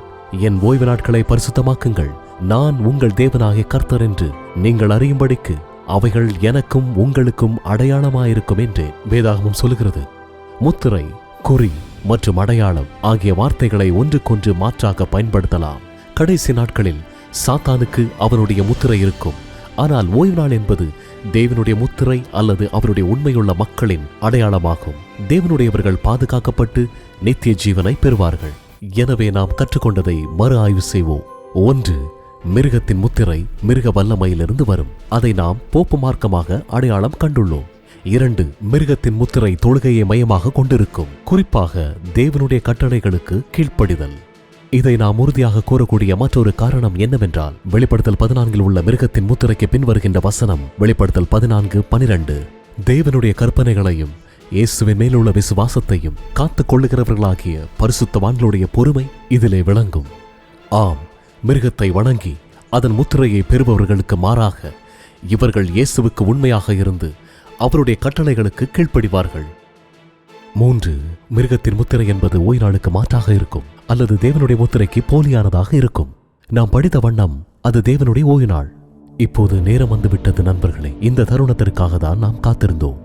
மிருகத்தின் முத்திரை எது பார்ப்போம். இந்த கேள்விக்கு பதில் சொல்ல மிருக வல்லமையான போப்பு மார்க்கத்தை அனுமதிப்போம். சபை வேதாகமத்திற்கு மேலானது. சனிக்கிழமையிலிருந்து ஞாயிற்றுக்கிழமைக்கு மாற்றப்பட்ட இந்த ஓய்வு நாள் ஆசரிப்பு இந்த உண்மைக்கு சாதகமாக உள்ளது. ஓய்வு நாளின் இந்த மாற்றத்தை பற்றி பேசுகையில் போப்பு மார்க்கம் இதை பற்றி வெளிப்படையாக ஒப்புக்கொள்ளுகிறது. இந்த செயல் மத விஷயங்களில் திருச்சபையின் அதிகாரத்தை குறிக்கும் அடையாளமாகும். ஞாயிற்றுக்கிழமை போலியான ஓய்வு நாள் ஆசரிப்புதான் மிருகத்தின் முத்திரை. ஓய்வு நாளின் மாற்றம் ஒரு அடையாளம் அல்லது முத்திரை மிருகத்தின் வல்லமைக்கு அதிகாரத்திற்கும் அடையாளமாகவும் இருக்கிறது. நாம் தெளிவாக சொல்வோம், பல நேர்மையான அன்பான கிறிஸ்தவர்கள் ஞாயிற்றுக்கிழமையில் தொழுகை செய்கிறார்கள் அல்லது அதை பரிசுத்த நாளாக நம்புகிறார்கள். நாங்கள் யாருடைய உள்ளத்தையும் நியாயம் தீர்ப்பதில்லை. நமக்கு தெரிந்த அல்லது தெரிந்து கொள்ளும் வாய்ப்புகளுக்கு மட்டுமே தேவன் நம்மை பொறுப்பாக்குகிறார். ஆனால் தேவன் நமக்கு சத்தியத்தை வெளிப்படுத்தும் போது அதை பின்பற்றுவதற்கு நாம் பொறுப்புள்ளவர்களாக இருக்கிறோம். அது நமக்கு ஆசீர்வாதமாக இருக்கும். மிருகத்தின் முத்திரை இப்பொழுது யாரிடமும் இல்லை என்பதை நாம் முக்கியமாக அறிந்து கொள்ள வேண்டும். சீக்கிரத்தில் நடக்கும் இச்சம்பவம் எப்பொழுது நடக்கும் என்பதை நாம் கற்றுக்கொள்வோம். நண்பர்களே, வாரத்தில் ஒரு நாள் மட்டுமே பரிசுத்தமானது. அது 7வது நாளாகிய ஓய்வு நாள் ஆகும். அந்நாள் வெள்ளிக்கிழமை சூரிய அஸ்தமானத்திலிருந்து சனிக்கிழமை சூரிய அஸ்தமானம் வரை செல்லும். தேவன் தாம் செய்த தம்முடைய கிரியையை 7ஆம் நாளிலே நிறைவேற்றி தாம் உண்டாக்கின தம்முடைய கிரியைகளை எல்லாம் முடித்த பின்பு 7ஆம் நாளிலே ஓய்ந்திருந்தார். தேவன் தாம் சிருஷ்டித்து உண்டு பண்ணின தம்முடைய கிரியைகளை எல்லாம் முடித்த பின்பு அதிலே ஓய்ந்திருந்தபடியால் தேவன் 7ஆம் நாளை ஆசீர்வதித்து அதை பரிசுத்தமாக்கினார். தேவன் 7ஆம் நாளை ஆசீர்வதித்தார் என்பதை கவனியுங்கள். ஒரு 7வது நாளை அல்ல. மேலும் தேவன் இந்த உலகத்தை சிருஷ்டித்து முடித்த இந்த நாளை ஆசீர்வதித்தார். தேவனால் மட்டுமே ஒரு நாளை பரிசுத்தமாக்க முடியும். மற்றொரு நாளை தேர்ந்தெடுக்க நமக்கு உரிமை இல்லை. ஓய்வு நாளை சனிக்கிழமையிலிருந்து ஞாயிற்றுக்கிழமைக்கு மாற்றியமைத்ததன் மூலம் போப்பு மார்க்கம் தேவனுடைய உண்மையான ஓய்வு நாளுக்கு போலியை உருவாக்கியுள்ளது. வேதாகமத்தில் முன்னறிவிக்கப்பட்டபடி அவர்கள் காலத்தையும் சட்டத்தையும் மாற்றினார்கள். இப்படி செய்வதன் மூலமாக தாங்கள் வேதாகமத்திற்கும் தேவனுக்கு மேலானவர்கள் என்று கூறுகின்றனர். ஆனால் வேதாகமத்திற்கு பதிலாக மனிதனால் உருவாக்கப்பட்ட நம்பிக்கையை பற்றி தேவன் என்ன சொல்லுகிறார்? மனுஷருடைய கற்பனைகளை உபதேசங்களாக போதித்து வீணாய் எனக்கு ஆராதனை செய்கிறார்கள். அப்படியானால் மிருகத்தின் முத்திரை அல்லது தேவனுடைய முத்திரையை ஒருவர் எவ்வாறு பெறுவது? வெளிப்படுத்தல் 13ஆம் அதிகாரத்தின் மிருகத்தை பற்றி பேசுகையில் வேதாகமம் சொல்லுகிறது, அது சிறியோர், பெரியோர், ஐஸ்வர்யவான்கள், தரித்திரர், சுயாதீனர், அடிமைகள் இவர்கள் யாவரும் தாங்கள் வலது கைகளிலாவது நெற்றிகளிலாவது ஒரு முத்திரையை பெறும்படிக்கு என்று வெளிப்படுத்தல் 13 சொல்லுகிறது. வெளிப்படுத்தல் புத்தகம் குறிகள் நிறைந்தது என்பதை நாம் அறிவோம். எனவே நெற்றியில் ஒரு முத்திரையை பெறுவது என்றால் என்ன? அந்த நாட்களுக்கு பின்பு நான் அவர்களுடைய பண்ணும் உடன்படிக்கையாவது, நான் என்னுடைய பிரமாணங்களை அவர்களுடைய இருதயங்களில் வைத்து அவைகளை அவர்களுடைய மனதில் எழுதுவேன் என்று கர்த்தர் சொல்லுகிறார். தேவன் தம்முடைய சட்டத்தை நம்முடைய மனதில் எழுதுவதாக வாக்களிக்கிறார் என்பதை கவனியுங்கள். நம் முன் மூளை அல்லது நெற்றியில்தான் நாம் நமது தார்மீக முடிவுகளை எடுக்கிறோம். நெற்றி நமது தீர்மானங்களின் அடையாளமாக இருக்கிறது என்று வேதாகமம் சொல்லுகிறது. தேவனுடைய முத்திரையாகிய ஓய்வு நாளை பற்றி 4ஆம் கட்டளை எண்ணத்தை அறிவிக்கிறது. ஓய்வு நாளை பரிசுத்தமாக ஆசரிக்க நினைப்பாயாக. நாம் எங்கே நினைவில் கொள்கிறோம்? நம் மனதில் அல்லது நெற்றியில். தேவனுடைய முத்திரை ஏற்றுக்கொள்வது என்பது தேவனை சிருஷ்டிகராக தொழுது கொள்வது. தேவனுடைய உண்மையான ஓய்வு நாளுக்கு கீழ்ப்படிந்து அவரை சிருஷ்டிகர் என்று தொழுது கொள்வது. அதற்கு மாறாக மிருகத்தின் முத்திரையை நெற்றியிலாவதோ கைகளிலாவதோ பெற்றுக்கொள்ளலாம் என்று பார்க்கிறோம். இதன் அர்த்தம் என்ன? நெற்றியில் நாம் நமது தார்மீக முடிவுகளை எடுக்கிறோம் என்பதை நினைவில் வையுங்கள். கர்த்தரின் நியாயப்பிரமாணம் உன் வாயில் இருக்கும்படிக்கு இது உன் கையில் ஒரு அடையாளமாகவும் உன் கண்களின் நடுவே நினைப்பூட்டுதலாகவும் இருக்க கடவது. வேதாகமத்தில் சான்றுகள் இருந்த போதிலும் எப்பொழுது ஒருவர் ஞாயிற்றுக்கிழமை எனும் தவறான ஓய்வு நாளை நம்புகிறாரோ அவர்கள் நெற்றியில் முத்திரையை பெறுகிறார்கள் என்று பார்க்கிறோம். அவர்கள் ஏமாற்றப்படுகிறார்கள். கை எதை குறிக்கிறது? கை வேலை அல்லது செயல்களின் அடையாளம் என்று வேதாகமம் வெளிப்படுத்துகிறது. செய்யும்படி உன் கைக்கு நேரிடுகிறது எதுவோ அதை உன் பலத்தோடே செய். துன்புறுத்தலை தவிர்ப்பதற்காக கூட்டத்தை பின்பற்றி ஞாயிற்றுக்கிழமையை பரிசுத்தமாக ஏற்றுக்கொள்ள முடிவு செய்பவர்கள் மிருகத்தின் முத்திரையை பெறுவார்கள். இந்த கூட்டம் தவறான ஓய்வு நாளை நம்பி ஏமாறவில்லை. ஆனால் அவர்களுடைய செயல் மிருகத்தின் அதிகாரத்திற்கு கீழ்ப்படிவதை காட்டும். எனவே மிருகத்தின் முத்திரை என்பது ஒரு உடல் ரீதியான அடையாளம் அல்ல என்பதை உறுதியாக நம்பலாம். இரட்சிப்பின் திட்டத்தை நினைத்து பாருங்கள். நன்மைக்கும் தீமைக்கும் இடையிலான மாபெரும் போராட்டம் எப்பொழுதும் நமது சுதந்திரமான விருப்பத்தை அடிப்படையாக கொண்டது. தேவனையும் அவர் விருப்பத்தையும் ஏற்றுக்கொள்வது அல்லது நிராகரிப்பது என்பது நமது சொந்த முடிவு. நன்மைக்கும் தீமைக்கும் இடையிலான மாபெரும் போராட்டம் தேர்ந்தெடுக்கும் உரிமை என்னும் கொள்கையை அடிப்படையாக கொண்டது. வேறு விதமாக நியாயமானதும் அல்ல அல்லது வேதாகமும் அல்ல என்று பார்க்கிறோம்.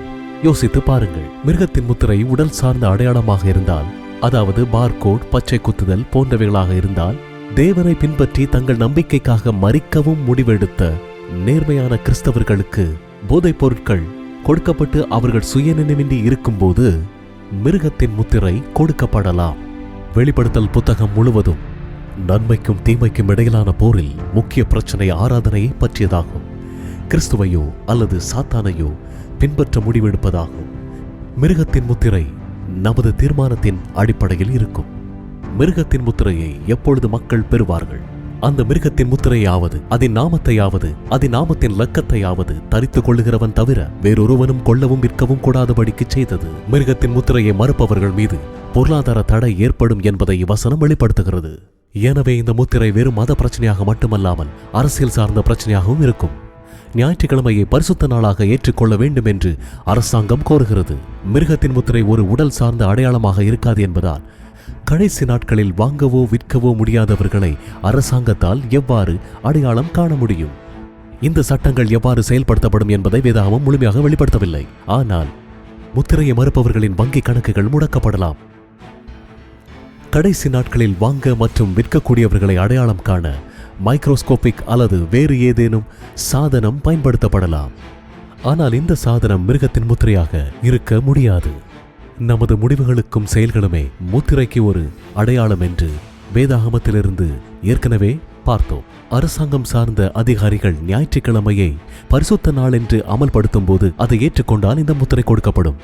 ஓய்வு நாளை பரிசுத்தமாக கடைபிடிக்க வேண்டும் என்ற தேவனுடைய கட்டளையை விட மக்கள் இந்த கட்டளைக்கு இணங்கும் போது அப்பொழுது அவர்கள் முத்திரையை பெறுவார்கள்.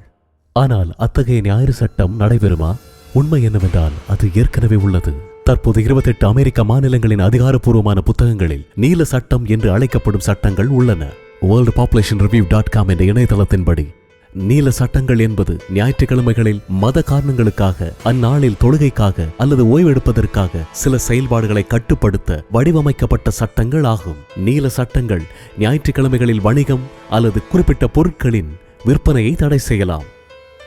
18 மற்றும் 19ஆம் நூற்றாண்டுகளில் ஞாயிற்றுக்கிழமை வியாபாரம் செய்ததற்காக மக்கள் அடிக்கடி கைது செய்யப்பட்டனர், அபராதம் விதிக்கப்பட்டனர் மற்றும் சில நேரங்களில் சிறைவாசம் அனுபவித்தனர். இந்த குடிமக்கள் உண்மையில் ஓய்வு நாளை மீறுகிறார்கள் என்று நம்பப்பட்டது.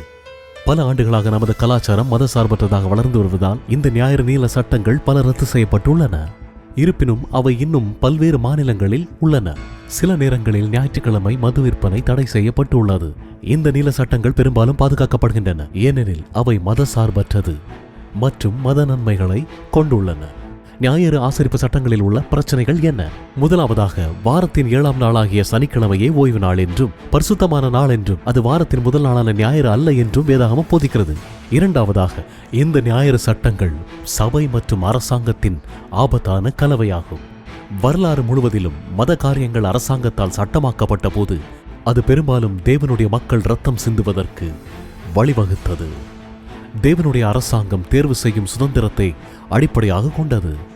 கட்டாயப்படுத்துவது அல்ல, அழுத்தம் கொடுப்பது அல்ல. அதனால்தான் அமெரிக்க அரசியல் மற்றும் மத சுதந்திரத்தின் கொள்கைகளின் அடிப்படையில் நிறுவப்பட்டது. மேலும் அச்சட்டத்தின் முதல் திருத்தம் நாம் விரும்பும் கடவுளை வணங்குவதற்கான உரிமையை பாதுகாக்கிறது.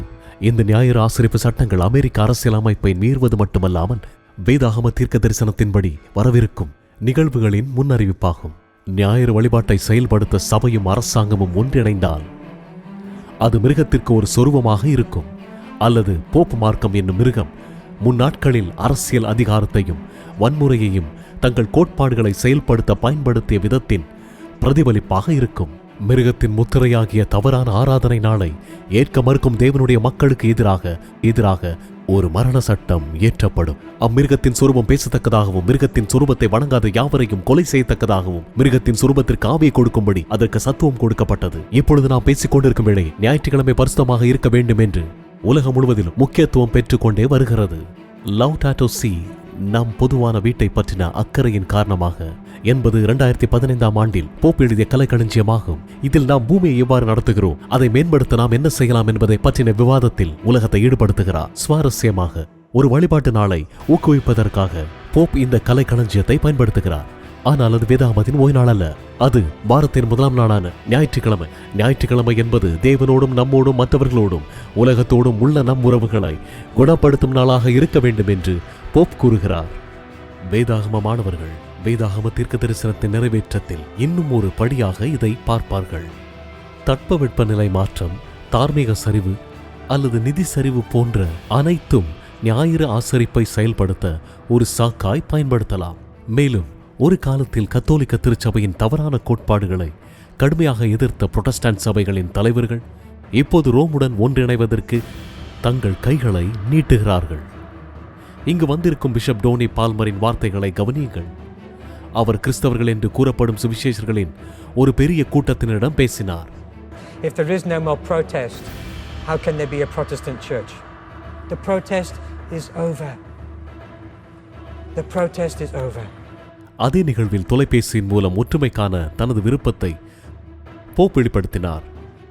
சுவிசேஷக தலைவர் கெனத் கோப்லாண்ட் அதே நிகழ்ச்சிக்கு பால்மரை அழைத்தார். கத்தோலிக்கர்களுக்கும் புரொட்டஸ்டாண்டுகளுக்கும் இடையிலான ஒற்றுமைக்கான போப்பின் வேட்கையுடன் உடன்படுகிறார். And since we know not how to pray for him as we ought, other than to agree with him in his quest and in his heart for the unity of the body of Christ, we come together in the unity of our faith. Hallelujah. இந்த உலகளாவிய இயக்கம் வேதாகம தீர்க்க தரிசனத்தின் நிறைவேற்றமாகும். Pope மார்க்கம் என்னும் அந்தி கிறிஸ்துவாக்கிய மிருகத்தின் வல்லமையை உலகம் பின்பற்றியது என்னும் தீர்க்க தரிசனம் இதன் மூலம் நிறைவேறியது. உலகம் முழுவதும் ஆச்சரியப்பட்டு அந்த மிருகத்தை பின்தொடர்ந்தது. உலகின் மிகவும் செல்வாக்குமிக்க சக்திகளில் ஒன்றான கத்தோலிக்க சபை கடைசி நாட்களில் ஒரு உலக மதத்தை உருவாக்கும். இந்த உலகளாவிய இயக்கத்தில் மையத்தில் உள்ளது. உலக சபைகள் ஒன்றிணைவதற்கு கோட்பாட்டில் ஒரு சமரசம் ஏற்பட வேண்டும். மேலும் போப் மார்க்கத்தின் அதிகாரத்தின் அடையாளமான ஞாயிறு ஆசரிப்பு ஒரு அடிப்படையான ஒன்றிணைக்கும் காரணியாக இருக்கும். ஒற்றுமை ஒரு நல்ல விஷயம், உண்மையின் இழப்பில் அல்ல. சிறிது நேரத்தில் மிருகத்தின் முத்திரையுடன் தொடர்புடைய வேதாகம தீர்க்க தரிசனத்தில் அமெரிக்காவின் பங்கை கண்டுபிடிப்போம். இந்த வேதாகம போதனை உங்களில் சிலருக்கு புதிதாக இருக்கலாம் என்பதை நான் உணர்கிறேன். அப்படியே எனக்கு இருந்தது. நண்பர்களே, இன்று நான் உங்களிடம் முறையிடுகிறேன். வேதாகமத்தோடு செல்லுங்கள். நினைவிருக்கட்டும், வேதாகமத்தில் இருந்தால் அது எனக்கு வேண்டும், அது வேதாகமத்தில் இல்லை என்றால் அது எனக்கானது அல்ல. உங்களில் சிலர் என் போதகர் இதை போதிக்கவில்லை அல்லது ஓய்வு நாளை கடைபிடிப்பது முக்கியமல்ல என்று நீங்கள் நினைத்துக் கொண்டிருக்கலாம். இந்த வகையான போதகர்கள் அல்லது ஆசாரியர்களை பற்றி வேதாகமம் என்ன சொல்லுகிறது? என் ஜனங்கள் அறிவில்லாமையினால் சங்காரமாகிறார்கள். நீ அறிவை வெறுத்தாய், ஆகையால் நீ என் ஆசாரியனாயிராதபடிக்கு நானும் உன்னை வெறுத்து விடுவேன். நீ உன் தேவனுடைய வேதத்தை மறந்தாய், ஆகையால் நானும் உன் பிள்ளைகளை மறந்து விடுவேன். நண்பர்களே, தேவனுடைய சட்டத்தை பற்றி வேண்டுமென்று அறியாத போதகர்களை வேதாகமம் கண்டுபிடிக்கிறது. பல சபை தலைவர்கள் தங்கள் விசுவாசிகளை 10 கட்டளைகளில் 9 கட்டளைகளை கடைபிடிக்க ஊக்குவிப்பார்கள். ஓய்வு நாள் கட்டளை இனி நம்மை கட்டுப்படுத்தாது என்று சொல்வார்கள். ஆனால் வேதாகமம் என்ன கூறுகிறது? ஒருவன் நியாயப்பிரமாணம் முழுவதையும் கை கொண்டிருந்தும் ஒன்றிலே தவறினால் அனைத்திற்கும் குற்றவாளியாயிருப்பான். பொதுவான காரியங்களுக்கும் ஓய்வு நாள் போன்ற பரிசுத்தமான காரியங்களுக்கும் வித்தியாசம் காட்டாத போதகர்களை பற்றி தேவன் என்ன உணர்கிறார்? அதன் ஆசாரியர்கள் என் வேதத்திற்கு அநியாயம் செய்து என் பரிசுத்த வஸ்துக்களை பரிசுத்த குலைச்சலாக்குகிறார்கள். பரிசுத்தம் உள்ளதற்கும் பரிசுத்தம் இல்லாததற்கும் வித்தியாசம் பண்ணாமலும் அசுத்தம் உள்ளதற்கும் அசுத்தம் இல்லாததற்கும் உண்டான வேற்றுமையை காண்பியாமலும் இருந்து என் ஓய்வு நாட்களுக்கு தங்கள் கண்களை மூடிக்கொள்ளுகிறார்கள். ஏறக்குறைய அனைத்து புரோட்டஸ்டாண்ட் சபைகளும் ஞாயிற்றுக்கிழமை பரிசுத்த நாளாக ஆசரிப்பதற்கு வேதாகம ஆதரவு இல்லை என்று வெளிப்படையாக ஒப்புக்கொண்டன. ஆனால் அவர்கள் இன்னும் அதை ஆதரிக்கிறார்கள். மேலும் உண்மையான வேதாகமம் கற்பிக்கும் ஓய்வு நாளை கற்பிப்பதை புறக்கணிக்கிறார்கள். மனுஷருக்கு கீழ்ப்படிவதை பார்க்கலும் தேவனுக்கு கீழ்ப்படுகிறதே அவசியமாயிருக்கிறது. சபை தலைவர்களின் இதயங்களை நாம் தீர்மானிக்க முடியாது என்றாலும் நாம் தேவனுக்கு முதலிடம் கொடுக்க வேண்டும். மேலும் அவர் நமக்கு வெளிப்படுத்திய வெளிச்சத்தை பின்பற்ற வேண்டும். நாம் சத்தியத்தை அறிந்தால் அதற்கு கீழ்ப்படிவதற்கு நாமே பொறுப்பு. ஒருவன் நன்மை செய்ய அறிந்தவனாயிருந்தும் அதை செய்யாமற் போனால் அது அவனுக்கு பாவமாயிருக்கும். உண்மையில் கத்தோலிக்க சபை இந்த திடுக்கிடும் சவாலை புரொட்டஸ்டாண்ட் சபைகளுக்கு அளிக்கிறது. இதற்கு அவர்களிடம் வேதாகமத்திலிருந்து பதில் இல்லை. சனிக்கிழமை யூதர்களின் ஓய்வு நாள் என்று நீங்கள் என்னிடம் கூறுவீர்கள். ஆனால் கிறிஸ்தவ ஓய்வு நாள் ஞாயிற்றுக்கிழமைக்கு மாற்றப்பட்டது. ஆனால் யாரால்? சர்வ வல்லமையுள்ள தேவனுடைய வெளிப்படையான கட்டளையை மாற்ற யாருக்கு அதிகாரம் உள்ளது? 7ஆம் நாளை நீ பரிசுத்தமாக ஆசரிக்க நினைப்பாயாக என்று தேவன் சொல்லி இருக்கும் போது 7ஆம் நாளில் நீ வேலை செய்து எல்லாவிதமான உலக தொழிலையும் செய்யலாம் என்று சொல்ல துணிவார்கள். ஆனால் அதற்கு பதிலாக முதல் நாளை பரிசுத்தமாக ஆசரிக்க துணிவார்களா? இது முக்கியமான கேள்வி. இதற்கு நீங்கள் எவ்வாறு பதிலளிக்க முடியும் என்று எனக்கு தெரியவில்லை. நீங்கள் ஒரு புரொட்டஸ்டாண்ட் மற்றும் நீங்கள் வேதாகமத்தின் அடிப்படையின் மூலம் மட்டுமே நடப்பதாக கூறுகிறீர்கள். 7 நாட்களில் ஒரு நாளை பரிசுத்த நாளாக கடைபிடிக்கும் முக்கியமான விஷயத்தில் நீங்கள் வேதாகமத்தின் நேரான எழுத்துக்கு எதிராக சென்று வேதாகமம் கட்டளையிட்ட அந்த நாளின் இடத்தில் மற்றொரு நாளை வைக்கிறீர்கள். 7ஆம் நாளை பரிசுத்தமாக ஆசரிக்க வேண்டும் என்ற கட்டளை 10 கட்டளைகளில் ஒன்றாகும். மற்ற 9 கட்டளைகளுக்கும் நீங்கள் கீழ்ப்படிய வேண்டும் என்று நம்புகிறீர்கள். 4வது கட்டளையை மிதிப்பதற்கு உங்களுக்கு அதிகாரம் கொடுத்தது யார்? நீங்கள் உங்கள் சொந்த கொள்கை பற்றுள்ளவர்களாக இருந்தால், நீங்கள் உண்மையிலேயே வேதாகமத்தை பின்பற்றினால், இந்த 4வது கட்டளை வெளிப்படையாக மாற்றப்பட்டதாக கூறும் புதிய ஏற்பாட்டின் சில வசனங்களை நீங்கள் காண்பிக்க வேண்டும். நண்பர்களை, தேவனுடைய சட்டத்தின் மீது ஒரு தாக்குதல் செய்து 4ஆம் கட்டளை மீறப்பட்டுள்ளது. அவரது பரிசுத்த நாளான ஓய்வு நாள் பெரும்பான்மையான கிறிஸ்தவர்களால் மிதிக்கப்படுகிறது. உண்மை எப்போதும் பிரபலமாக இருக்காது. நோவாவின் நாட்களைப் போலவும், பாபிலோனில் தானியேலைப் போலவும், கிறிஸ்துவை பின்பற்றின சில சீடர்களைப் போலவும் தேவன் தம்முடைய உண்மையான சீடர்களை கொண்டிருக்கிறார். அவர்களுக்கு வெளிப்படுத்தும் சத்தியத்திற்கு கீழ்ப்படிவார்கள். அது புதிதாக இருந்தாலும் அல்லது வித்தியாசமாக இருந்தாலும் சரி. இந்த கடைசி நாட்களில் தமக்காக நிற்கும் மக்களை தேவன் தேடுகிறார். இந்த உண்மையுள்ள கூட்டத்தை பற்றி வேதாகமம் விவரிக்கிறது. தேவனுடைய கற்பனைகளையும் இயேசு கிறிஸ்துவின் மேலுள்ள விசுவாசத்தையும் காத்துக் கொள்ளுகிறவர்களாகிய பரிசுத்தவான்களின் பொறுமை இதிலே விளங்கும். இந்த பெரிய வாக்குறுதி குறிப்பாக 4ஆம் கட்டளை ஆகிய ஓய்வு நாளை பரிசுத்தமாக ஆசரிப்பவர்களுக்கு வழங்கப்படுகிறது. என் பரிசுத்த நாளாகிய ஓய்வு நாளிலே உனக்கு இஷ்டமானதை செய்யாதபடி உன் காலை விலக்கி உன் வழிகளின்படி நடவாமலும் உனக்கு இஷ்டமானதை செய்யாமலும் உன் சொந்த பேச்சை பேசாமலும் இருந்து ஓய்வு நாளை மனமகிழ்ச்சியின் நாள் என்றும் கர்த்தருடைய பரிசுத்த நாளை மகிமையுள்ள நாள் என்றும் சொல்லி அதை மகிமையாக எண்ணுவாயானால் அப்பொழுது கர்த்தரில் மனமகிழ்ச்சியாயிருப்பாய். பூமியின் உயர்ந்த இடங்களில் உன்னை ஏறி இருக்கும்படி பண்ணி உன் தகப்பனாகிய யாக்கோபுடைய சுதந்திரத்தால் உன்னை போஷிப்பேன். கர்த்தருடைய வாய் இதை சொல்லிற்று. என்ன ஒரு வாக்குறுதி! தேவனுடைய உண்மையான ஓய்வு நாளை கௌரவிப்பதிலும் அதனுடன் வரும் சமாதானம் மற்றும் சிறப்பான ஆசீர்வாதங்களை பெறுவதிலும் என்னுடன் சேர்ந்து கொள்வீர்கள் என்று நம்புகிறேன். பூமியின் சரித்திரத்தின் இறுதி நாட்களில் பொய்யான தொழுகையின் நாளை ஏற்க மறுக்கும் தேவனுடைய மக்கள் மீது மரண ஆணை பிறப்பிக்கப்படும் போது ஒரு உரத்த குரல் வானத்தில் எதிரொலிக்கும். நமது தேவனுடைய ஊழியக்காரரின் நெற்றிகளில் முத்திரை போட்டு தீர்மானவும் பூமியையும் சமுத்திரத்தையும் மரங்களையும் சேதப்படுத்தாதிருங்கள். ஆம், உண்மையான ஓய்வு நாளை ஆசரித்து தேவனுடைய முத்திரையை பெற்றுக்கொள்பவர்கள் கடைசி நாட்களில் பாதுகாக்கப்படுவார்கள். பாபிலோனில் அக்கினி சூளையில் சோதிக்கப்பட்ட அனனியா, மிஷாவேல், அசரியா போல தேவன் இந்த மாபெரும் சோதனையை பயன்படுத்தி தம்முடைய மக்களின் குணத்தை சோதித்து தூய்மைப்படுத்தி அவர்களை பரலோகத்திற்கு ஆயத்தப்படுத்துவார். அந்த உண்மையுள்ள எபிரேயருக்கு தேவன் செய்தது போல பெரும் சோதனையின் போது நம் பக்கத்தில் இருந்து நம்மையும் விடுவிப்பார். ஆனால் இந்த பயங்கரமான மிருகத்தின் முத்திரையை பெறுபவர்கள் நித்திய ஜீவனை இழக்கும் விவரிக்க முடியாத வேதனையை அனுபவிப்பார்கள். அன்பான நண்பர்களே, இந்த முடிவில்லாத இழப்பை தவிர்க்கலாம். ஒரு காரணத்திற்காக தேவன் உங்களை இந்த காணொளியை காண்பதற்கு உதவியிருக்கிறார். இதன் மூலமாக நீங்கள் சத்தியத்தை அறியலாம் என்று நம்புகிறேன். நாம் இப்போது ஒரு தேர்வை எதிர்கொள்கிறோம். நாம் மனிதனுக்கு கீழ்ப்படிவோமா அல்லது தேவனுக்கு கீழ்ப்படிவோமா? நீங்கள் கூட்டத்தை பின்பற்றுவீர்களா அல்லது சத்தியத்தை பின்பற்றுவீர்களா? மிருகத்தின் முத்திரையின் பிரச்சனை ஆராதனையை பற்றியது. மேலும் ஆராதனை நேரடியாக கீழ்ப்படிதலுடன் தொடர்புடையது. மரணத்துக்கு எதுவான பாவத்துக்கானாலும் நீதிக்கு எதுவான கீழ்ப்படிதலுக்கானாலும் எதற்கு கீழ்ப்படியும்படி உங்களை அடிமைகளாக ஒப்புக் கொடுக்கிறீர்களோ அதற்கே கீழ்ப்படுகிற அடிமைகளாய் இருக்கிறீர்கள். நம் வாழ்வில் யாருக்கு அதிகாரம் உள்ளது? நமக்கா, தேவனுக்கா, மனிதருக்கா? நண்பர்களே, இயேசு இன்று உங்களிடம் முறையிடுகிறார். நீங்கள் என்னிடத்தில் அன்பாயிருந்தால் என் கற்பனைகளை கைக்கொள்ளுங்கள். தேவனுடைய இந்த அழைப்பை நீங்கள் ஏற்பீர்களா? மிருகத்தின் மற்றும் பிற முக்கியமான இறுதி கால தலைப்புகள் பற்றிய கூடுதல் தகவல்களுக்கு மாபெரும் ஆன்மீக போராட்டம் என்னும் வாழ்க்கையை மாற்றும் புத்தகத்தை நான் பரிந்துரை செய்கிறேன். இப்பொழுது மிருகத்தின் முத்திரையை பற்றி நாம் புரிந்து கொண்டோம். கடைசி நாட்களில் இந்த முத்திரை எவ்வாறு செயல்படுத்தப்படும் என்பதை பற்றியும் அமெரிக்காவின் பங்கை பற்றியும் கண்டுபிடிக்கப் போகிறோம். வேதாகம தீர்க்கதரிசனத்தில்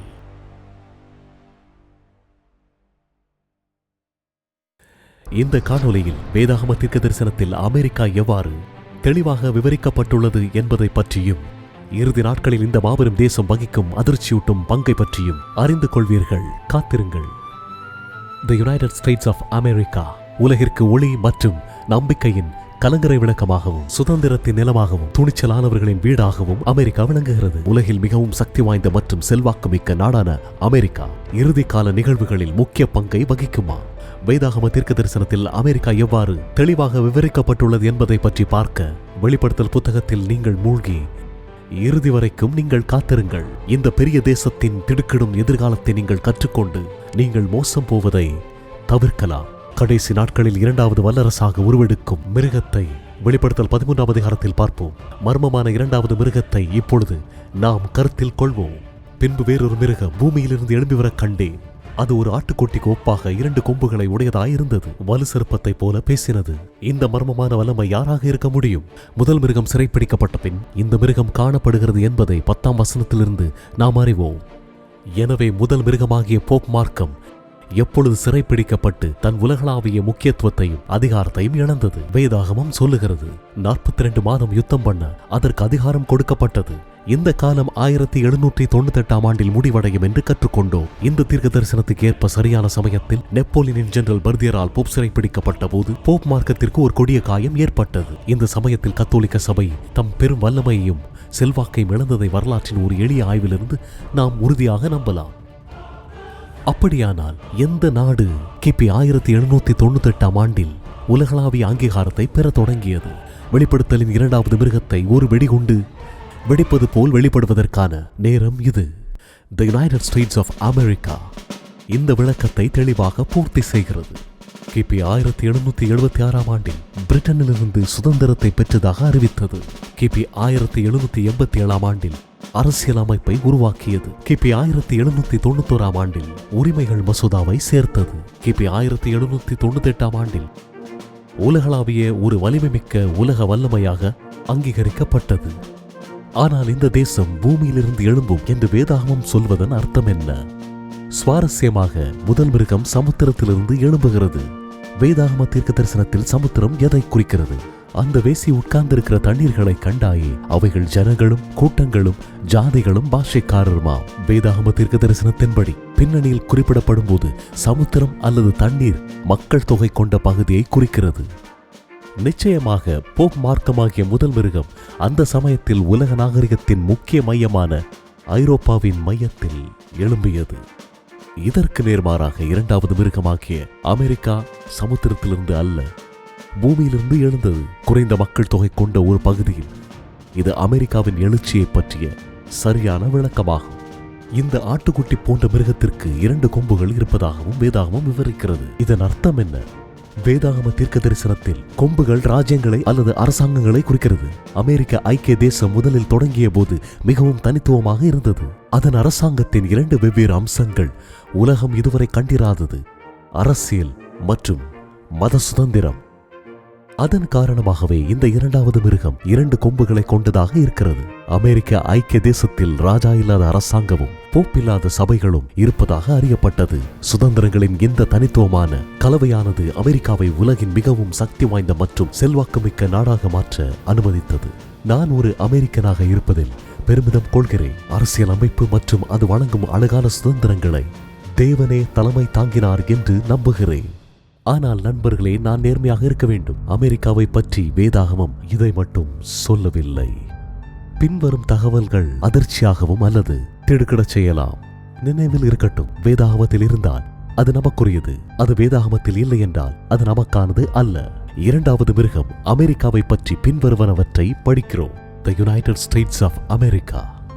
அது ஒரு ஆட்டுக்குட்டிக்கு ஒப்பாக 2 கொம்புகளை உடையதாயிருந்தது. வலு சர்ப்பத்தை போல பேசினது.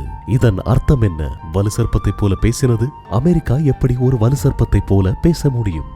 வேதாகமத்தில் வலுசர்ப்பம் சாத்தானை தவிர வேறு யாரையும் பிரதிநிதித்துவப்படுத்துவதில்லை. தன்னை பின்பற்றும் மக்களை பெறுவதற்காக சாத்தான் அடிக்கடி பலத்தையும் மிரட்டலையும் பயன்படுத்துகிறார். இது தேவனுக்கு எதிரானது. அவர் நமக்கு சுதந்திரமான தேர்ந்தெடுக்கும் உரிமையை தருகிறார், ஒருபோதும் கட்டாயப்படுத்துவதில்லை. அமெரிக்கா மாற்றத்தை ஏற்படுத்தும் என்பதை இந்த வசனம் நமக்கு காட்டுகிறது. அதன் சட்டங்களை விதிக்க படையை பயன்படுத்தும் என்று பார்க்கிறோம். இது எதை போன்று காட்சியளிக்கும்? வலுசர்ப்பத்தைப் போல அமெரிக்கா எவ்வளவு குறிப்பாக பேசும். இந்த 4 குறிப்பிட்ட வழிகளில் அமெரிக்கா இதை செய்யும். 1. அமெரிக்கா முதல் மிருகத்தைப் போல பலத்தையும் அதிகாரத்தையும் பயன்படுத்தும். அது முந்தின மிருகத்தின் அதிகாரம் முழுவதையும் அதன் முன்பாக நடப்பித்து, முதல் மிருகமான போப் மார்க்கம் போலவே அமெரிக்காவும் தனது கோரிக்கைகளை செயல்படுத்த அதிகாரத்தை பயன்படுத்தும். 2. அமெரிக்கா முதல் மிருகமான போப் மார்க்கத்தை உலக மக்கள் அனைவரையும் வணங்கும்படி செய்யும். சாவுக்கு ஏதுவான காயம் ஆற சொஸ்தமடைந்த முந்தின மிருகத்தை பூமியும் அதன் குடிகளும் வணங்கும்படி செய்தது. இங்கே பிரபஞ்சத்தின் முக்கிய பிரச்சனையை பற்றி பார்க்கிறோம். இந்த பிரச்சனை தொழுகை சம்பந்தப்பட்டதாக இருக்கும் என்பதை இங்கே காணலாம். ஆகவே அது ஒரு மத பிரச்சனையாக இருக்கும். அவர்கள் கிறிஸ்துவை பின்பற்றுவார்களா அல்லது போப்பு மார்க்கம் என்று வேதாகமம் குறிப்பிடும் அந்தி கிறிஸ்துவை பின்பற்றுவார்களா என்னும் முடிவை ஒவ்வொருவரும் எடுக்க வேண்டும். கத்தோலிக்க திருச்சபையுடனான ஒற்றுமையை மேம்படுத்த ஒரு உலக மதத்தை உருவாக்க சட்டங்கள் இயற்றப்படும். தேவனுக்கு கீழ்ப்படிவதில் சமரசம் செய்யாததற்காக உண்மையான கிறிஸ்தவர்கள் பிரச்சனைகளை உருவாக்குபவர் என்றும் தேசபக்தி இல்லாதவர்கள் என்றும் அழைக்கப்படுவார். இது போன்ற வேதாகம தீர்க்க தரிசனங்கள் நடப்பதற்கு சாத்தியமற்றதாக தோன்றினாலும் தேவனுடைய வார்த்தை ஒருபோதும் தோல்வியடையாது என்பதில் நாம் 100% உறுதியாக இருக்கலாம். வேதாகமத்தின் கடந்த கால தீர்க்க தரிசனங்கள் அனைத்தும் 100% துல்லியத்துடன் நிறைவேறியுள்ளன. போப்பு மார்க்கத்தின் எழுச்சி, ஓய்வு நாளின் மாற்றம், 4 உலக ராஜ்யங்களின் எழுச்சியும் அதன் வீழ்ச்சியும் பற்றி சுமார் 2500 ஆண்டுகளுக்கு முன்பதாகவே தானியேல் முன்னறிவித்தது. தேவன் மட்டுமே எதிர்காலத்தை அறிவார். அவர் நமக்கு சொல்கிறார், இது நடக்கும்போது நீங்கள் விசுவாசிக்கும்படியாக நடப்பதற்கு முன்னமே இதை உங்களுக்கு சொன்னேன்.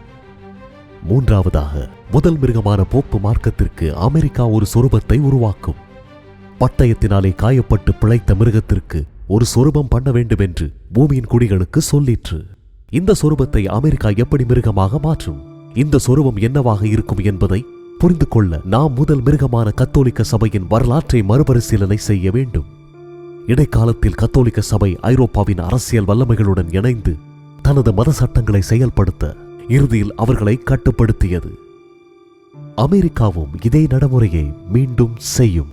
அமெரிக்காவின் வீழ்ச்சியடைந்த புரொட்டஸ்டாண்ட் சபைகள் தொழுகையை சட்டமாக்க அரசாங்கத்தின் அதிகாரத்தை பயன்படுத்தும். தன் இலக்குகளை அடைய அரசாங்கத்துடன் சபையின் ஐக்கியம் மிருகத்தின் சொர்மமாக இருக்கும். தொழுகையை செயல்படுத்தும் சட்டங்கள் உருவாக்குவது நமக்கு சுதந்திரமான தேர்ந்தெடுக்கும் தேவனுடைய அரசாங்கத்திற்கு முரணானது மட்டுமல்ல, நமது மகத்தான தேசத்தின் தூண்களில் ஒன்றான மத சுதந்திரத்தை உறுதியளிக்கும் நமது விலைமதிப்பற்ற அரசியல் அமைப்பை மிதிப்பதாக இருக்கும். 4. அமெரிக்கா மரண ஆணையை பிறப்பிக்கும். மேலும் அமிருகத்தின் சொரூபம் பேசத்தக்கதாகவும் மிருகத்தின் சொரூபத்தை வணங்காத யாவரையும் கொலை செய்யத்தக்கதாகவும் மிருகத்தின் சொரூபத்திற்கு ஆவியை கொடுக்கும்படி அதற்கு சத்துவம் கொடுக்கப்பட்டது. அமெரிக்காவின் பெரும் வல்லமையும் செல்வாக்கும் இந்த மத சட்டத்திற்கு வலு ஊட்டுவதற்கு பயன்படுத்தப்படும். இதை பற்றி நாம் ஒரு கணபொழுதில் அறிந்து கொள்ளவிருக்கிறோம். சபை பரிசுத்த ஆவியானவரின் மனதை மாற்றும் வல்லமைக்கு பதிலாக மிருகத்தின் தொழுகை முறையை செயல்படுத்த காவலரின் அதிகாரத்துடன் இணங்காதவர்களுக்கு மரண தண்டனை கொடுக்கும்படி செயல்படும். இந்த மத சட்டம் என்னவாக இருக்கும்? ஆகவே மக்கள் என்ன செய்ய வேண்டும்? அது சிறியோர், பெரியோர், ஐஸ்வர்யவான்கள், தரித்திரர், சுயாதீனர், அடிமைகள் இவர்கள் யாவரும் தங்கள் வலது கைகளிலாவது நெற்றியிலாவது ஒரு முத்திரையை பெரும்படிக்கும். கடைசி நாட்களில் சபையானது மிருகத்தின் முத்திரையை அது செயல்படுத்துவதாக இருக்கும். கடைசி நாட்களில் இந்த முத்திரையை குறித்து மனித சரித்திரம் முழுவதிலும் தேவன் நமக்கு மிக அவசரமான எச்சரிக்கையை தருகிறார். மிருகத்தையும் அதன் சொரூபத்தையும் வணங்கி தன் நெற்றியிலாவது தன் கையிலாவது அதன் முத்திரையை தரித்துக் கொள்கிறவன் எவனோ அவன் தேவனுடைய கோபாக்கினையாகிய பாத்திரத்திலே கலப்பில்லாமல் வார்க்கப்பட்ட அவருடைய உக்கிரமாகிய மதுவை குடிப்பான். நாம் அறிந்து கொண்ட காரியங்களை விரைவாக திரும்பி பார்ப்போம். இந்த முத்திரை வேதாகமம் விவரிக்கும் தேவனுடைய முத்திரையின் நேரடி போலியானது என்பதை நாம் அறிவோம். என் ஓய்வு நாட்களை பரிசுத்தமாக்குங்கள், நான் உங்கள் தேவனாகிய கர்த்தர் என்று நீங்கள் அறியும்படிக்கு எனக்கும் உங்களுக்கும் அடையாளமாயிருக்கும். ஓய்வு நாள் என்பது தேவனுடைய 10 கட்டளைகளில் 4வது கட்டளையாகும். மேலும் இது தேவனை சிருஷ்டிகராக அடையாளம் காட்டும் ஒரே கட்டளையாகும். ஓய்வு நாள் யூத இனம் எழும்புவதற்கு முன்பே எல்லா மனிதர்களுக்காகவும் சிருஷ்டிப்பின் போது நிறுவப்பட்டது. தேவன் தாம் சிருஷ்டித்து உண்டு பண்ணின தம்முடைய கிரியைகளை எல்லாம் முடித்த பின்பு அதிலே ஓய்ந்திருந்தபடியா தேவன் 7ஆம் நாளை ஆசீர்வதித்து அதை பரிசுத்தமாக்கினார். கத்தோலிக்க திருச்சபை என்று நமக்கு தெரிந்த அந்தி கிறிஸ்து என்னும் வல்லமை ஓய்வு நாளை மாற்ற முயற்சிக்கும் என்றும் வேதாகம தீர்க்க தரிசனம் கூறியது. காலங்களையும் பிரமாணங்களையும் மாற்ற நினைப்பார். ஓய்வு நாள் தேவனுடைய சட்டங்களில் கால சம்பந்தப்பட்ட ஒரே சட்டம் சனிக்கிழமையிலிருந்து ஞாயிற்றுக்கிழமைக்கு மாற்றப்பட்டது. கத்தோலிக்க சபையின் மூலம் கிபி 336ஆம் ஆண்டு நடந்த லவோதிக்கேயா கூட்டத்தில். நிச்சயமாக தேவனுடைய 10 கட்டளைகள் என்னும் சட்டத்தை மாற்ற யாருக்கும் அதிகாரம் இல்லை. இதை குறித்து தேவன் என்ன சொல்லுகிறார்? என் உடன்படிக்கையை மீறாமலும் என் உதடுகள் விளம்பினதை மாற்றாமலும் இருப்பேன். இந்த ஓய்வு நாள் மாற்றத்தை தெளிவாக வரலாற்றில் ஆவணப்படுத்தப்பட்டுள்ளது. கத்தோலிக்க திருச்சபை இந்த அவதூறான செயலை தங்கள் சொந்த புத்தகமான கேட்டகிசத்தில் வெளிப்படையாக ஒப்புக்கொள்ளுகிறது. கேள்வி: ஓய்வு நாள் எது? பதில்: சனிக்கிழமையே ஓய்வு நாள். கேள்வி: சனிக்கிழமைக்கு பதிலாக ஞாயிற்றுக்கிழமையை ஏன் கடைபிடிக்கிறோம்? பதில்: நாம் சனிக்கிழமைக்கு பதிலாக ஞாயிற்றுக்கிழமையை கடைபிடிக்கிறோம் ஏனென்றால் கிபி 336ஆம் ஆண்டில் நடைபெற்ற லவோதிக்கேயா கூட்டத்தில் கத்தோலிக்க திருச்சபை ஓய்வு நாளின் புனிதத்தை சனிக்கிழமையிலிருந்து ஞாயிற்றுக்கிழமைக்கு மாற்றியது. மேலும் கத்தோலிக்க திருச்சபை இந்த மாற்றத்தை தனது அதிகாரத்தின் அடையாளமாக கூறி பெருமைப்படுகிறது. இந்த செயல் மத சம்பந்தப்பட்ட காரியங்களில் கத்தோலிக்க திருச்சபைக்கு உள்ள வல்லமை மற்றும் அதிகாரத்தின் அடையாளமாகும். சனிக்கிழமைக்கு பதிலாக ஞாயிற்றுக்கிழமை ஆசரிப்பதே மிருகத்தின் முத்திரையாகும். இதை செய்வதன் மூலம் தேவனுடைய போதனைகளுக்கு மேலாக மனிதனுடைய போதனைகளை வைக்க மனிதர்கள் முடிவு செய்கிறார்கள். மிருகத்தின் முத்திரை இப்பொழுது யாரிடமும் இல்லை. ஞாயிறு ஆசரிப்பு சட்டம் செயல்படுத்தப்படும். கடைசி நாட்களில் இது வழங்கப்படும். இந்த ஞாயிறு ஆசரிப்பு சட்டத்தை புகுத்துவதற்காக மரண ஆணை பிறப்பிக்கப்படுவதற்கு முன் பொருளாதார தடைகள் பயன்படுத்தப்படும். அந்த மிருகத்தின் முத்திரையாவது அதன் நாமத்தையாவது அதன் நாமத்தின் லக்கத்தையாவது தரித்துக் கொள்கிறவன் தவிர வேறொருவனும் கொள்ளவும் விற்கவும் கூடாதபடிக்கு செய்தது. ஆனால் ஏமாந்து விடாதீர்கள். மிருகத்தின் முத்திரை என்பது ஒரு வெளிப்படையான அடையாளம் அல்ல. பார்கோடாகவோ டாட்டோவாகவோ மைக்ரோசிப்பாகவோ இருக்காது. வேதாகமம் தெளிவுபடுத்துகிறது. முத்திரை என்பது நமது தீர்மானத்தின் அடிப்படையில் இருக்கிறது. அதே போன்று தேவன் மக்களை வரலாறு முழுவதும் அவருடைய தீர்மானத்தின்படி நியாயம் தீர்த்தார். எப்படி முத்திரை பெற்றுக் கொள்ளப்படுகிறது? மிருகத்தையும் அதன் சொரூபத்தையும் வணங்கி தன் நெற்றியிலாவது தன் கையிலாவது அதன் முத்திரையை தரித்துக் கொள்ளுகிறவன் எவனோ வெளிப்படுத்தல் புத்தகம் குறிகளால் நிறைந்திருக்கிறது. ஆகவே வேதாகமம் தன்னை விளக்குவதற்கு அனுமதிக்க வேண்டும். நெற்றியில்தான் நாம் தார்மீக முடிவுகளை எடுக்கிறோம். கர்த்தரின் நியாயப்பிரமாணம் உன் வாயில் இருக்கும்படிக்கு இது உன் கையிலே ஒரு அடையாளமாகவும் உன் கண்களின் நடுவே நினைப்பூட்டுதலாகவும் இருக்க கடவது. வேதாகமத்தில் சான்றுகள் இருந்த போதிலும் ஞாயிற்றுக்கிழமை என்னும் ஓய்வு நாளை யாராவது நம்பும்போது வஞ்சிக்கப்பட்டு தங்கள் நெற்றியில் முத்திரையை பெறுகிறார்கள், ஏமாற்றப்படுகிறார்கள். கை என்பது வேலை அல்லது செயல்களை குறிக்கும் அடையாளமாகும். செய்யும்படி உன் கைக்கு நேரிடுவது எதுவோ அதை உன் பலத்தோட செய். துன்புறுத்தலை தவிர்க்க கூட்டத்தை பின்பற்றி மிருகத்தின் முத்திரையை கைகளில் பெற்றுக் கொள்ளுகிறார்கள். ஞாயிற்றுக்கிழமை ஆசரிப்பை ஏற்றுக்கொள்ள முடிவு செய்தவர்கள். இந்த கூட்டம் தவறான ஓய்வு நாளை நம்பி ஏமாறவில்லை. ஆனால் அவர்களுடைய செயல் மிருகத்தின் அதிகாரத்திற்கு கீழ்ப்படிவதை காட்டும். மற்றொரு முறை மிருகத்தின் முத்திரை நம்முடைய தீர்மானத்தின் அடிப்படையில் தான் இருக்கும். சபையும் தேசத்தையும் பிரிக்கும் கொள்கையின் அடிப்படையில் நிறுவப்பட்ட ஒரு நாடான அமெரிக்கா இத்தகைய மதம் சார்ந்த சட்டத்தை அமல்படுத்துவது சாத்தியமா? நண்பர்களே, இது ஏற்கனவே கடந்த காலத்தில் நடந்தது. ஞாயிறு நீல சட்டங்களை பற்றி அநேகருக்கு நினைவிருக்கலாம். மது அல்லது மற்ற பொருட்களை விற்பது ஞாயிற்றுக்கிழமைகளில் தடை செய்யப்படுகிறது. இந்த சட்டங்கள் எல்லாம் மத சார்பற்ற அல்லது மத நன்மைகளுக்காக பயன்படுத்தப்படுகிறது. இவற்றில் பல சட்டங்கள் தற்போது நடைமுறைப்படுத்தப்படாவிட்டாலும் மதத்தை நடைமுறைப்படுத்துவதற்காக சட்டங்களை உருவாக்கும் முன் உதாரணத்தை நமது அரசாங்கம் ஏற்கனவே அமைத்திருப்பதை காட்டுகிறது. இந்த நீல சட்டங்கள் ஒரு போலி வழிபாட்டு நாளை பாதுகாப்பது மட்டுமல்லாமல் அவை அமெரிக்க அரசியல் சட்டத்தின் 1வது திருத்தத்தை மீறுவதாகும். மேலும் தேர்ந்தெடுக்கும் தேவனுடைய சுதந்திர கொள்கைக்கு முரணானதாகும். அரசாங்கம் மதத்துடன் இணைந்தால் அது மக்களை துன்புறுத்துதலுக்கும் ரத்தம் சிந்துதலுக்கும் வழிவகுக்கும் என்பதை வரலாற்றிலிருந்தே நாம் பார்த்தோம். இந்த இறுதிக்கால வல்லரசு கூட்டணியை உருவாக்குவதற்கு போப்பு மார்க்கத்திற்கும் அமெரிக்காவுக்கும் உண்மையில் வல்லமையும் செல்வாக்கும் உள்ளதா? எந்த சந்தேகமும் இல்லை. போப்பு மார்க்கம் உலகம் போற்றும் அளவிற்கு கௌரவம் பெற்று உயர்ந்துள்ளது. உலகெங்கும் உள்ள ஜனாதிபதிகள் மற்றும் பிரமுகர்கள் மிருகத்திற்கு மரியாதை செலுத்த குவிந்துள்ளனர். வெளிப்படுத்தல் 13:3 வேதாகம தீர்க்க தரிசனம் நம் கண்களுக்கு முன்பாக உண்மையாகவே நிறைவேறி வருகிறது.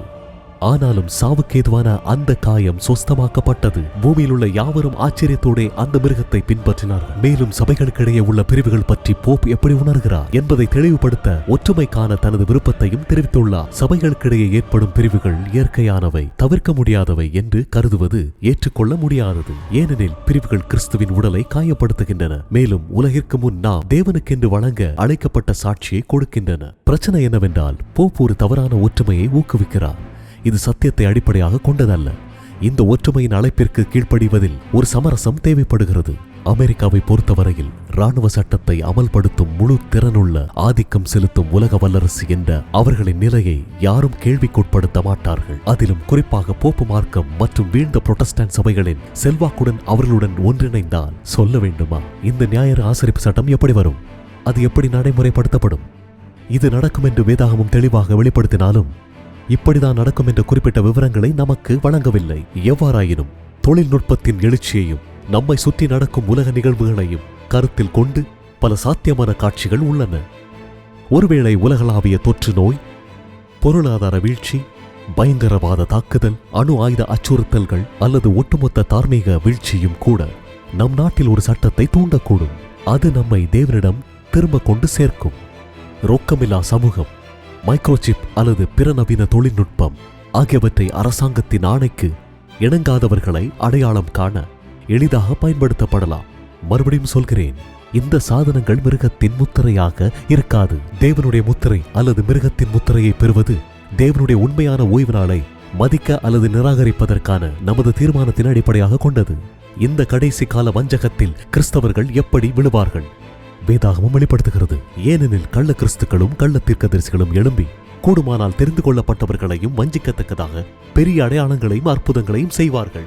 தேவனால் தேர்ந்தெடுக்கப்பட்ட மக்களை கூட சாத்தான் பெரிய அற்புதங்களையும் பயன்படுத்தி ஏமாற்றுவார். இந்த அற்புதமான காலகட்டங்களை குறித்து வேதாகமம் எப்படி விவரிக்கிறது?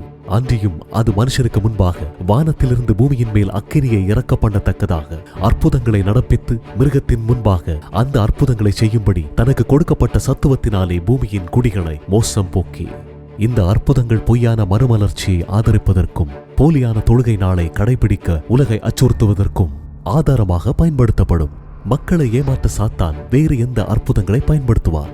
அவைகள் அற்புதங்களை செய்கிற பிசாசுகளின் அவைகள் பூலோகமெங்கும் உள்ள ராஜாக்களை சர்வ வல்லமையுள்ள தேவனுடைய மகா நாளிலே நடக்கும் யுத்தத்திற்கு கூட்டி சேர்க்கும்படிக்கு புறப்பட்டு போகிறது.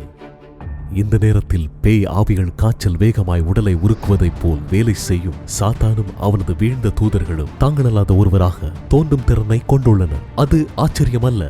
சாத்தானும் ஒளியின் தூதனுடைய வேஷத்தை தரித்துக் கொள்வானே. கடைசி நாட்களில் சாத்தான் பயன்படுத்தும் முக்கிய ஏமாற்றுகளில் ஒன்று ஆவி மார்க்கத்தை பற்றின போதனையாகும். இந்த போதனை மனித ஆன்மா மரணத்திற்கு பிறகும் தொடர்ந்து வாழ்வதாக கூறுகிறது. ஆவி மார்க்கம் என்பது சாத்தானின் திட்டமிட்ட பொய்யாகும்.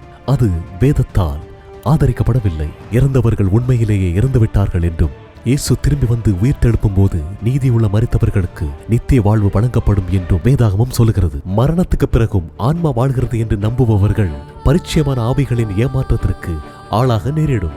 அந்த ஆவிகள் இறந்தவர்கள் போல் காட்டிக்கொள்ளும் பேய்கள். இத்தகைய நம்பிக்கை உள்ளவர்களின் அன்பான குடும்ப உறுப்பினர்களாகவும் மரித்த சபை தலைவர்களாகவும் தோன்றுவார்கள்.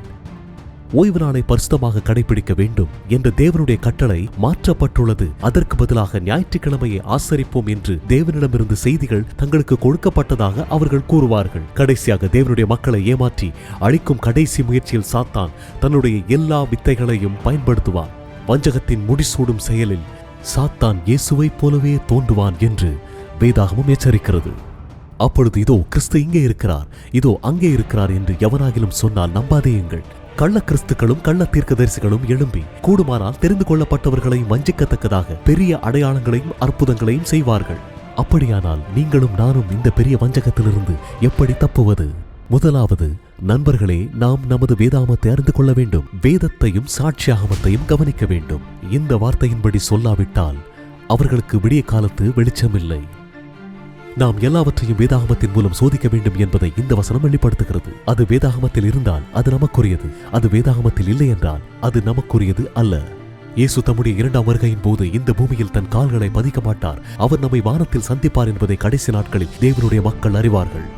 தேவனுடைய 10 கட்டளைகளாகிய சட்டம் நித்தியமானது, அதை ஒருபோதும் மாற்ற முடியாது என்பதை கடைசி நாட்களில் தேவனுடைய மக்கள் அறிவார்கள். இரண்டாவதாக, நாம் கடைசி நாட்களில் பாதுகாக்கப்பட வேண்டுமானால் 7ஆம் நாள் ஓய்வு நாளை உள்ளடக்கிய தேவனுடைய அனைத்து கட்டளைகளுக்கும் நாம் கீழ்ப்படிய வேண்டும். கடைசி நாட்களில் வாழும் தேவனுடைய மக்களை பற்றின தெளிவான விளக்கம் வெளிப்படுத்தல் 14:12 வசனத்தில் கொடுக்கப்பட்டுள்ளது. தேவனுடைய கற்பனைகளையும் இயேசு கிறிஸ்துவின் மேலுள்ள விசுவாசத்தையும் காத்துக் கொள்ளுகிறவர்களாகிய பரிசுத்தவான்களுடைய பொறுமை இதில் விளங்கும். மிக முக்கியமாக, நாம் கடைசி நாட்களில் பாதுகாக்கப்பட வேண்டும் என்றால் நாம் எப்பொழுதும் இயேசுவோடு இணைந்திருக்க வேண்டும். ஒவ்வொரு நாளும் அவரை நேசிக்க, விசுவாசிக்க கற்றுக்கொள்ள வேண்டும். நானே திராட்சை செடி, நீங்கள் கொடிகள். ஒருவன் என்னிலும் நான் அவனிலும் நிலைத்திருந்தால் அவன் மிகுந்த கனிகளை கொடுப்பான். என்னை அல்லாமல் உங்களால் ஒன்றும் செய்யக்கூடாது. நாம் ஜெபிக்கும் போதும் நம்முடைய வேதாகமத்தை படிக்கும் போதும் கீழ்ப்படிந்து தேவனுடைய சத்தியத்தை மற்றவர்களுடன் பகிர்ந்து கொள்ளும் போதும் நித்திய ஜீவனுக்கு ஒரே வழியாக கிறிஸ்துவுடன் நம்முடைய உறவை பலப்படுத்துவோம். சாத்தானும் அவருடைய தீய தூதர்களும் மக்களை ஏமாற்ற அயராது உழைத்துக் கொண்டிருக்கும் வேளையில் தேவனும் அவருடைய பரலோக சேனைகளின் அனைத்து படைகளும் விலை மதிப்பற்ற ஆத்துமாக்களை காப்பாற்ற விடாமுயற்சியுடன் உழைக்கின்றனர். அவர்கள் தேவனுடைய மக்களுடன் ஒன்றுபட்டு முதல், 2வது மற்றும் 3வது தூதர்களின் செய்திகளை மரிக்கப் போகும் உலகத்திற்கு அறிவிக்கும் போது தடுக்க முடியாத தெய்வீக வல்லமையை கொடுக்கிறார்கள். தேவனுடைய அதிகாரம் பெற்ற தேவனுடைய மக்கள் கொடுக்கும் செய்திகள் உலகம் முழுவதும் காட்டுத்தீ போல் பரவும். ராஜ்யத்தினுடைய இந்த சுவிசேஷம் பூலோகமெங்கும் உள்ள சகல ஜாதிகளுக்கும் சாட்சியாக பிரசங்கிக்கப்படும். அப்போது முடிவு வரும். கடைசி நாட்களில் ஒவ்வொரு நபரும் சத்தியத்தை அறிவார்கள். அதனால் யாரும் சாக்குப்போக்கு சொல்வதற்கு இடமில்லை. தேவனுடைய நித்திய ஓய்வு நாளை பற்றின உண்மை உலகிற்கு வெளிப்படுத்தப்படும். ஓய்வு நாளை பற்றி முன்பு அறிந்திராத அன்பான கிறிஸ்தவர்களும் கூட ஓய்வு நாளை பற்றி அறிந்து கொள்வார்கள். சொல்ல போனால் இப்படிப்பட்ட காரியம் இன்றும் நடக்கிறது. தேவனுடைய கட்டளைகளை கடைபிடிக்கும் மக்களுக்கு எதிராக சாத்தானின் கோபம் அனைத்தும் கட்டவிழ்த்து விடப்படும். அவர்கள் குழப்பவாதிகளாகவும் உலகில் உள்ள அனைத்து பிரச்சனைகளுக்கும் காரணமாகவும் பார்க்கப்படுவார்கள். நாம் கற்றுக்கொண்டது போல பொருளாதார தடையும் அதை தொடர்ந்து மரண ஆணையும் கொடுக்கப்படும். ஆனால் பின்னர் மனித வரலாற்றின் மகத்தான உச்சக்கட்டத்தில் இயேசு கிறிஸ்து பரலோகத்தின் அனைத்து சேனைகளுடன் திரும்புவார். அவருடைய மகிமையால் வானத்தை நிறைய செய்வார். பொல்லாதவர்கள் கொல்லப்படுவார்கள். தேவனுடைய மக்கள் விடுவிக்கப்படுவார்கள். நண்பரே, அந்த விசுவாசமிக்க கூட்டத்தில் நீங்களும் அங்கம் வகிக்கலாம். கிறிஸ்துவுடனே ஆகாயத்தில் இணைந்து நீங்களும் பரலோகம் செல்லலாம். அங்கு நித்திய ஜீவன், மகிழ்ச்சி மற்றும் பேரின்பம் உங்களுக்கு காத்திருக்கிறது. நாம் ஒவ்வொருவரும் ஒரு முடிவை எடுக்க வேண்டும். எந்த பக்கம் நிற்பீர்கள் நண்பர்களே? ஒரு வல்லமை வாய்ந்த பழைய மேற்கோள் உள்ளது. உலகின் மிகப்பெரிய தேவை வாங்கப்படவோ விற்கப்படவோ முடியாத மனிதர்களின் தேவையே. தங்கள் உள்ளத்தில் உண்மையான மற்றும் நேர்மையான மனிதர்கள், பாவத்தை அதன் சரியான பெயரால் அழைக்க பயப்படாத மனிதர்கள், துருவத்திற்கு ஊசியைப் போல கடமையில் உண்மையாக மனசாட்சி உள்ள மனிதர்கள், வானங்கள் விழுந்தாலும் சத்தியத்திற்காக நிற்கும் மனிதர்கள். இந்த கடைசி நாட்களில் தேவன் இப்படிப்பட்ட ஆண்களையும் பெண்களையும் தேடிக்கொண்டிருக்கிறார். இறுதி யுத்தத்திற்காக தயாராக இருக்க ஒவ்வொரு செங்கலாக நம் குணத்தை கட்ட வேண்டும். இயேசுவை பிரியப்படுத்தாத எதையும் நம் வாழ்க்கையிலிருந்து அகற்ற நாம் அனுமதிக்க வேண்டும். இப்படியாக நாம் வாக்குறுதி அளிக்கப்பட்டிருக்கிறோம். அவருடைய நாமத்தின் மேல் விசுவாசமுள்ளவர்களாய் அவரை ஏற்றுக்கொண்டவர்கள் எத்தனை பேர்களோ அத்தனை பேர்களும் தேவனுடைய பிள்ளைகளாகும்படி அவர்களுக்கு அதிகாரம் கொடுத்தார். அன்பான நண்பர்களே, இயேசுவின் உதவியோடு அவருடைய கட்டளைகள் அனைத்தையும் கடைபிடிப்பதன் மூலம் அவரை பின்பற்றுவதற்கான முடிவை எடுக்க இந்த நாளில் நான் உங்களை கேட்டுக்கொள்கிறேன். உங்களை இந்த காணொளியை காண்பதற்கு தெரிந்து கொண்டதற்காக நான் கர்த்தரை துதிக்கிறேன். நாம் இந்த பூமியின் வரலாற்றின் இறுதி நாட்களில் வாழ்கிறோம். இந்த செய்தி உலகிற்கு செல்ல வேண்டும். கிறிஸ்துவுக்காக விலை மதிப்பற்ற ஆத்துமாக்களை அடைய நீங்கள் எங்களுடன் இணையலாம். இந்த வீடியோவை உங்கள் பகுதியில் அல்லது உலகம் முழுவதும் உள்ள மற்றவர்களுடன் பகிர்ந்து கொள்ள விரும்பினால் மின்னஞ்சல் அனுப்புங்கள் @info@finaldays.video. டிவிடிகளை ஆர்டர் செய்ய அல்லது ஃபேஸ்புக்கில் உங்கள் பகுதியில் இந்த வீடியோவை அதிகமாக பகிர்ந்திட. மற்றும் மறந்து விடாதீர்கள், இயேசுவின் மீது உங்கள் கண்களை வைத்திடுங்கள். நமது விசுவாசத்தின் துவக்கமும் முடிவுமான இயேசுவின் மீது.